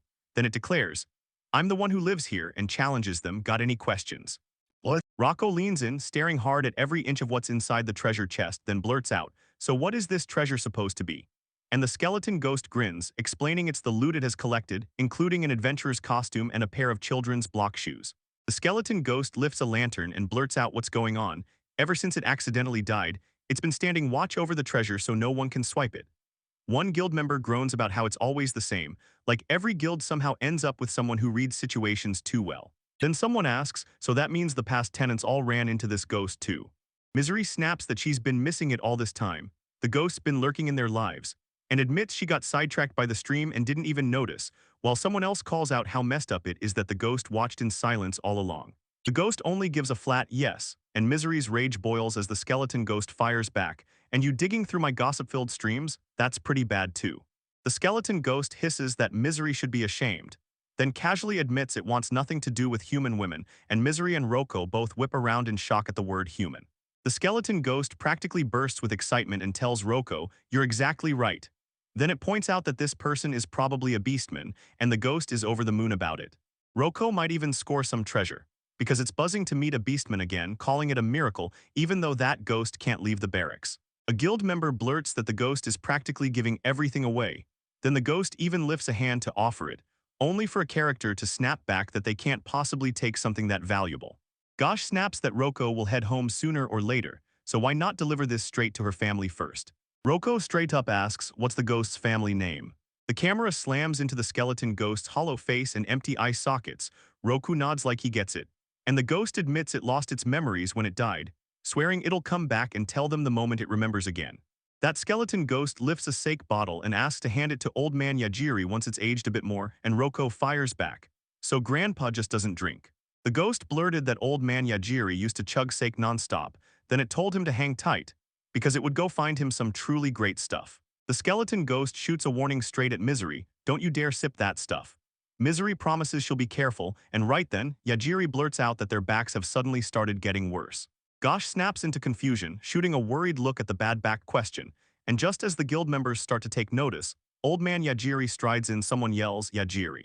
And he quickly apologizes for showing up early yesterday. He insists he has to support Roko the right way, when the skeleton ghost bursts out in wild excitement, yelling that it's been ages, and then mocking the old man for getting so damn old with that bad back. A ghost hangs in the shadows watching Yajiri like he's totally blind to it, and then she blurts out excited, hey. She tells him how she ran into a beastman ghost in the master's dorm, and Yajiri immediately leans in, asking what kind of ghost it was. We're locked in on Yajiri's face and side profile as his mind processes every word. Then it hits. The adventurer who tipped him off to the master has scored some killer's sake, and next time he's bringing it back. Yajiri freezes, brows knitted, wondering who that ghost could be and whether Roko can actually see him, while Roko just shrugs and says she can. Though it's only a skeleton soaked in total darkness, see-through as if it's not even there, and it gestures gently. Yajiri grinned and said he couldn't wait to get his hands on that drink. The whole crew heads down the stairs together, skeleton ghost in tow with Roko and Misery. While Misery spots it, Yajiri-san looks weirdly happy. Then someone chimes in that Yajiri-san must have recognized the ghost somehow. The skeleton ghost shakes it off and says, nah, I don't think so. There are probably loads of people ready to hand the old man his sake. A tight close-up catches the skeleton ghost's hand lunging forward, and right there, prayer beads bracelet coiled around that bony wrist. Roko stares at it, and a chill hits her as she realizes she's seen it somewhere before. 15 days have vanished, and now we snap to the front of the Graham Kingdom's gate. Misery says it's a huge relief knowing Ghost Sand is guarding the dorms, and he's even less worried about the veggies now, because if he's gone for a few days, they're still taken care of. With raised fists, the skeleton ghost cheers like a teammate, glad to help no less. The group finally rolls up to their destination and Roko spots it. Someone's already there. Right ahead, the Kingdom Gate's stone arch looms huge. Today's S-rank dungeon demands an escort by a top-tier adventurer, and now everyone's itching to find out who that lucky, or dangerous, person will be this time. Then boom, two adventurers burst into the scene, flanked by gigantic beast companions. Massive feline monsters that loom over everyone like living mountains. Sema spots Roko and asks, is that Loco-chan? And Roko freezes in shock, then Gosh greets Sigurd like it's been forever, and Roko answers back politely, even though she looks completely baffled. Clearly, he has no idea who they are, so Gosh goes right up to him and calls him Sema like she knows him well. She says, long time, sizing up what's going on, and then hits him with the real jab. Bringing a woman and a kid into an S-rank dungeon like it's a picnic means he's living the high life for an A-rank adventurer. After he wiped out a dragon, the world finally witnessed the old country farmer's true power. And now the top-rank party is racing straight for the S-rank dungeon, Laguna Forest. Sama demands to know what Gosh was doing in Laguna Forest. Then she blinks in shock when he admits he spoke on his own. Gosh blurts out he was hoping to snag some Praenia flowers, and Sama stares at him like he's insane. You're picking flowers? Do you even know what kind of place that is? Then she snaps it's the Forest of Lost Souls. Later, SCMA spells it out. This isn't just a dungeon, it's a maze where the trees shift and slide, so every landmark becomes useless the second you blink. Tons of adventurers have gone in, but no one has mapped its true reach yet. Sema answers Gosh's question about the next stream, and tells him it's already nailed down in the textbook. Gosh cuts in and says, yeah, they're talking about the next stream. Then Misery practically bounces out of his seat, demanding they hunt down some super rare plant. They start throwing around the Praenia flower, and it's wild. It sprouts in a totally different place every single year, and people only chase it because it makes a legendary rare ingredient. Then someone asks, is this another Chartreuse request? And Gosh shuts it down, nope, this one's for him. Goshu says he wants to whip up sweets with it, because this flower lets him snag nectar so sweet it'll blow your mind. And the narrator adds that once the ingredient was gathered, the cooking stream was met with big cheers. Gotch hypes Roko up, clocks that something's off and asks what's hurting her, while Roko panics that she'll fail again. Gotch promises he'll jump in next time too and tells her they've got this if they try together. A split-second visual shows Gosh hard at work while Roku's mind drifts, imagining Goshu dressed in an apron. Misery snaps open a guidebook, freaked out by one warning: step into this forest and you'll get lost with no way back out. Gosh grimaces this is a nightmare, but Sama just grins and says I've got that handled too. Sama whips out the Sky Spider's thread, pure magic for escaping, and tells Roko and the others they can bolt back to the dungeon entrance anytime they want. And when they spot it, their reactions hit like a shockwave. Sema leans in and says she's getting ready again, fueled by everything she learned from last time. Gosh leans in and asks Sema if she's ever been to the Laguna Forest. Sema grins and says, yeah, I've been a few times. Gosh fires off a question about what monsters even existed, and Misery tells her she studied the known ones with Loco. Then Gosh smirks and reassures everyone, saying there's no monster out there that he can't smash. Goshu blurts out what he wants most. He's itching to grab every monster there too. She reminds them that even monsters you think you know can snap in ways you never predict. This is their turf, so don't underestimate them. Then she tells them straight, if Gosh really is a high-rank adventurer, he'll be able to handle it. The whole group nods, taking her warning to heart. Sema bursts out that they've finally reached their destination. The whole crew crowds up to the magical forest entrance, where a huge mystical seal glows bright and watchful. The cart drivers and escorts lean in and warn them, same as last time, we'll be right here waiting. Sema snaps orders to her animal companions to go see Gosh off too, then pauses, admits she's been talking non-stop, and finishes with one last warning. Don't get in your own way and choke on the struggle. Gosh charges ahead with full-on hype, shouting that they've gotta go. A colossal, shadowy atmosphere sweeps you right into the mystical forest, like the trees themselves are holding their breath. Two figures shimmer between the enchanted trees, bathed in that eerie light, then Misery kicks off the stream. Yo everyone, Misery from Golden Sun here. I'm in Laguna Forest right now and a stream viewer just dropped a comment like, I'm excited for today too. Misery lays it all out. This time they're hunting the legendary flower that only blooms here, the Prunia blooms and the stream chat erupts. One swears there's no other guild that feels this safe, even inside an S-rank dungeon, while another blurts the big question, are they really going to pull it off in one day?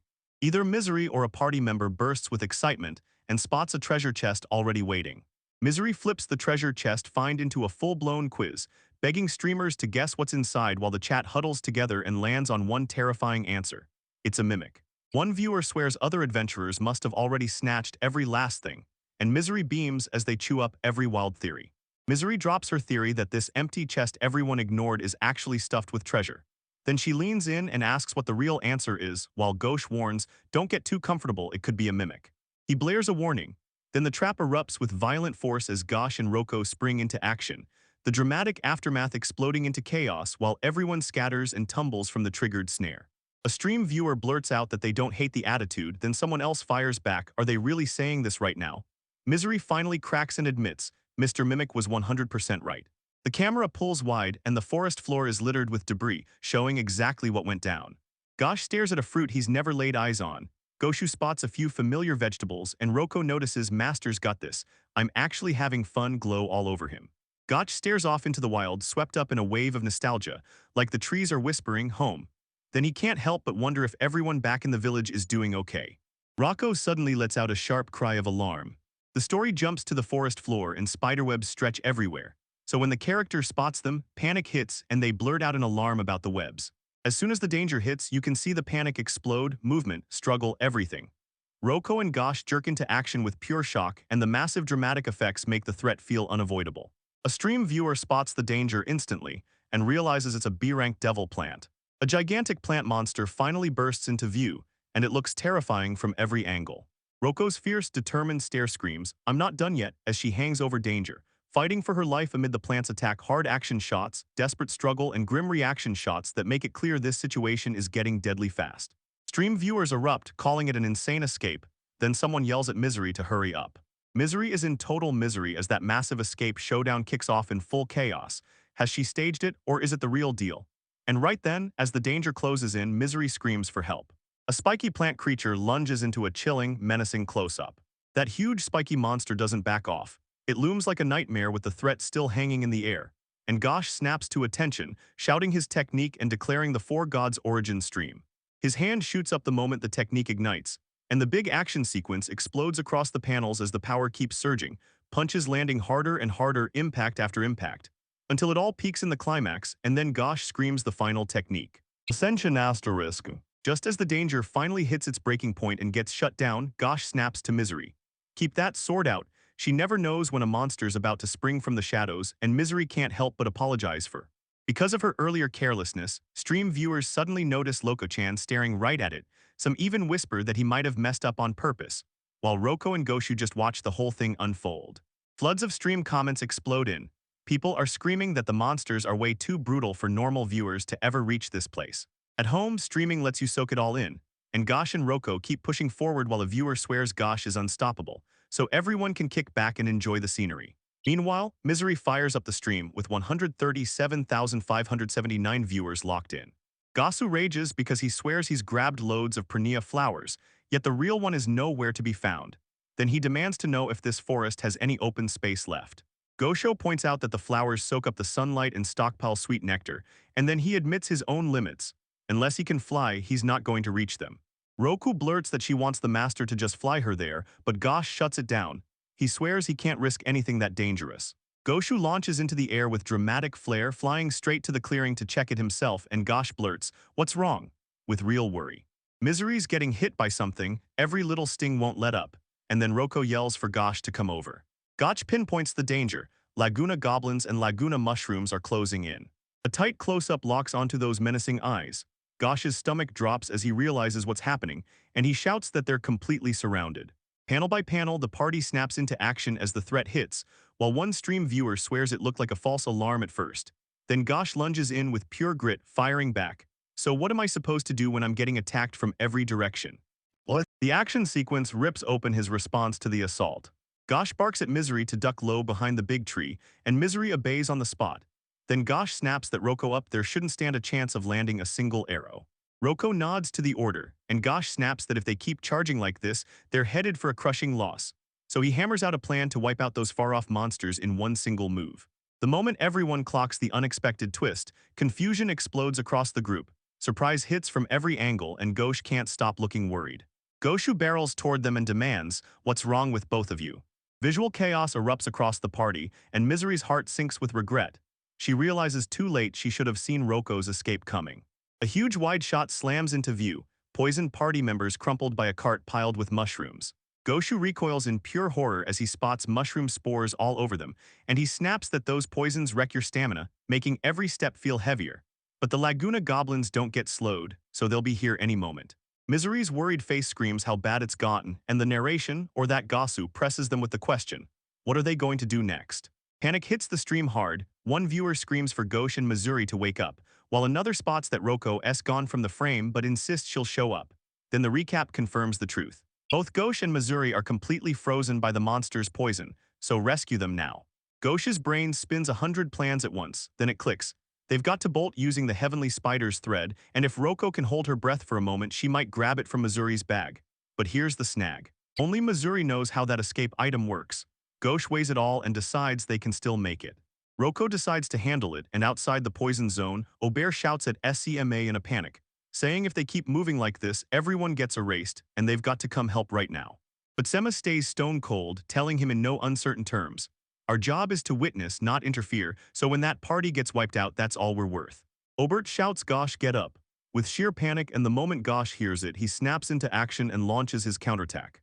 Poison is still clawing at his body, but he can at least move enough to glare down the monsters closing in. A hulking Laguna mushroom beast barrels toward him, and as the stream explodes with comments, one troll sneers, "Wow, Gosh is really picking a fight with an old man in close combat," while another hype fan screams for Gosh to smash the creature into pulp. With the mushroom monster surging closer, Gosh realizes there's no way he can defend himself in time. Rocco's stuck in a tight spot because she knows she has to handle the spores first. But here's the catch: if she hesitates, she's finished, and if she moves, she might inhale the spores anyway. Roko yanks herself into action and charges the creatures, danger roaring in her wake. She can't even run the streaming system in this condition. No matter how she forces herself to swallow those spores, that numbness won't vanish, because the stream viewer already clocked the threat. It's a B-rank danger. Laguna Amoeba is on the hunt, and another viewer fires back in outrage that it's gunning for Misery, who can't move. Roko fights like her life depends on it, screaming for the monster to get out of her way. Then the stream comments explode and someone snaps that the whole thing is outright vulgar. Roko screams as the amoeba slams into her, and its brutal assault starts ripping her strength away at breakneck speed. She fights tooth and nail against a life-draining monster that's just watching from their hiding spot. Ober blurts out, voice shaking, "Is this bad?" and wonders if this could be the last chapter for the Golden Sun Guild, only for his companion to snap, "Don't you dare curse us with that," before Ober grimly spells out the truth. Misery's been drained by a Laguna amoeba, and with that body of hers, it'll take just about a day before every last drop of her life force is gone. Sema snaps at Obert, "Why are you rushing?" Obert fires back, but Sema presses the point, "If it only takes a day, doesn't that mean we've got time to hit back?" Obert stares out over the stunning mountain scenery, and the thought hits him hard. He just can't imagine getting along with Sama. In the middle of the fight, Ghost snarls at the creature, demanding it let go. He explodes out of the assault, only to realize he doesn't have the momentum to slice through the amoeba's body. Ghost has to wipe out that amoeba fast or Missouri is doomed. Then the moment it clicks, his eyes blow wide in a terrifying close-up, and he launches a brutal strike, smashing the Laguna amoeba with crushing, unstoppable force. Gotch's mind snaps back in a rush. Roko's earlier vine moves are the whole answer. He remembers how, during exam review, he drilled her into whipping up a tornado, and thinks, "If I use the vines, I might pull it off without ever touching the ground." In a flashback, he shows the technique, shouting at Roko to spin and blast a tornado into the air, and she stares at him, stunned by his insane power. Then, back in the present, Roko and Gotch lean into the moment and shout each other's names. Gotch screams at her to unleash the Great Wheel technique. Rocco launches the move, spinning through the air and whipping up a jaw-dropping tornado that, as it rips through the forest clearing with unstoppable, devastating power. A stream viewer erupts in celebration, because the amoeba finally breaks free of its misery and the creature is separated. And just like that, Missouri is freed from its grip. Roko rushes over to check on her, and Missouri says she's still a little numb, but she can move again. The whole party scans the forest, and then a stream viewer blurts, "Where did Gosh go?" What? The forest swallows the silence around them, empty and endless. Then mushroom creatures explode out of nowhere, swarming the party and hurling flying debris in every direction. Roko clamps down on her sword, snaps out her command, and unleashes her technique, For God's Origin Stream. She blasts a violet flash, and the debris and the creatures caught in it gets hurled everywhere. A blinding explosion tears across the battlefield, and Misery, or that stream viewer in the chat, screams for Gosh to hurry back, while another viewer insists there's no way anyone but the old man could survive an all-directional attack like that. Meanwhile, mushroom creatures swarm and tighten the circle around Misery's position. Rocco shouts that evening has arrived, then slams out another technique. He calls out the earth barrier, and the defensive spell explodes across the battlefield like a thunderclap, blasting everyone back. Missouri tells herself to keep her eyes forward. There's no time to even glance away. As the fight rages around her, explosions tear across the forest floor, and a viewer watching from a stream panics because every blink they just lost Roko. The fight is flying by so fast you can barely keep up, swallowed in the forest's pitch-black chaos. Each brutal hit thunders across the battlefield as Roku darts between the mushroom creatures, cleanly slipping through the mayhem. Roko smashes into the battlefield with pure impact, bursting back into the thick of the main fight. Then the reunited party stands shoulder to shoulder in the chaos. Mushrooms were scattered everywhere around them. Ghosh checks on Missouri, asking if she's alright, and she beams back that she can report his actions from the best angle. Ghosh quickly clarifies he wasn't talking about the stream, and if she's fine, then he's good with it. Then he turns to Roko and praises her, saying she did great. Battle aftermath hits hard. This forest clearing is littered with defeated monsters, like the fight just ripped through here and left nothing standing. Roku erupts with relief. She finally managed to pull it off. After the fight, the party regroups to talk it out, and Missouri jumps in, "I'm sorry." Because the trap snapped onto her so they couldn't break free. Goshit admits he messed up too and should have checked how to use the items, and then Roko steps up, asking if they'll teach her right now just in case, if they don't mind. Gosh nods and agrees. Missouri confirms she's got it, and a stream viewer pops in to thank them for their time. Then Gosh turns to everyone on screen, says he's pausing the stream for a break, and tells the viewers to do the same, right as the interface lights up with happy reactions and smiling faces, and the break begins. Missouri soaks peacefully in a gorgeous forest stream, wrapped by towering trees and wild, natural scenery all around her. After the battle, Roko rages about how sticky and disgusting the amoeba residue clung to everything, and Gosh just nods, then snaps that she can't afford to drop her guard. Gosh replayed the fight in his head, grinning because that earth barrier tactic was pure genius. He'd actually assumed Roko could manage it with martial arts, but she blindsided him, saying she only came up with the idea on the spot. And Gosh couldn't stop there, bragging that the same barrier trick could wipe out cutworms back in the fields too. Missouri fires up the stream again and says, "All right, now I'm gonna check the comments." Diving under the water during her bath, Missouri jolts in shock. And the embarrassment hits hard when she realizes the comment section is way more obsessed with Gosha and the others' exploits than her bathing scene. And now her humiliation is the headline viewers can't get enough of. Mortified to the bone, she can only think, I need to crawl into a hole and disappear. Missouri beams at everyone, showing that the amoeba's wounds are finally wiped clean. She gasps in surprise and Gosh immediately goes, what's wrong? Gotch or some other party member stares at the impossible regeneration and yells that they should haul the amoeba remains back to study it. And then Gotch just snaps at Missouri, telling her to put some clothes on already. The party stares at the shifting forest and realizes it moved again. Then they scramble to figure out whether that open space they spotted from the sky is still here somewhere. Ghosh finally admits he can't bully nature just to carve out a path, and one stream viewer or party member fires back. Why not just split the trees and blaze through like some big bored brute? Misery pitches the sky spider's thread, stretch it into the air, and Gosh can climb up to double-check the location again. But Gosh snaps back that it's insanely expensive, so he's got only one shot. The party has pushed deep into the forest, and Missouri can't help wondering what do they do next. Roko spots something wild, then snaps her head toward Gosh and shouts for him to come closer, all fired up about what she's found. In that same breath, sunlight starts punching through the thick canopy in sharp, back-to-back bursts, and a clearing opens up ahead. The party steps into a gorgeous sunlit clearing. Then Gosh's nose twitches as he spots the sweet scent, the unmistakable petals, and that huge nectar pot, and he grins. It's a Prinia flower, Missouri. Yep, he's confirmed it. Roko's blown away by the discovery and stream chat erupts. People are praising her as excellent. One viewer swears her expression hits pure smug genius, and another declares they just want to guard that smile like it's priceless. Roko's proud grin had everyone hooked, and a stream viewer from Missouri shot in the news she'd snagged the Brunia flower. Missouri cradled it like it was made of glass, while Gosh told her to ease it out slow so she wouldn't smash the honeypot. He leaned in and explained the roots are basically like legs, so they had to be tied tight before the flower goes into the water bottle. Then a stream viewer hit the mission accomplished button, and Gosh, a party member, wasted no time asking what something was. Misery burst into laughter and spills. Relax, this broadcast is split into two parts. Missouri snaps to it, something in her bag starts moving right under her nose. Roko's eyes widen in pure alarm, then she shouts that it's an earthquake. Right away, the party panics, yelling for anything they can grab onto as the ground starts to violently lurch and quake beneath them. Rocco screams that something's coming, and the ground explodes under their feet, blasting apart with brutal force.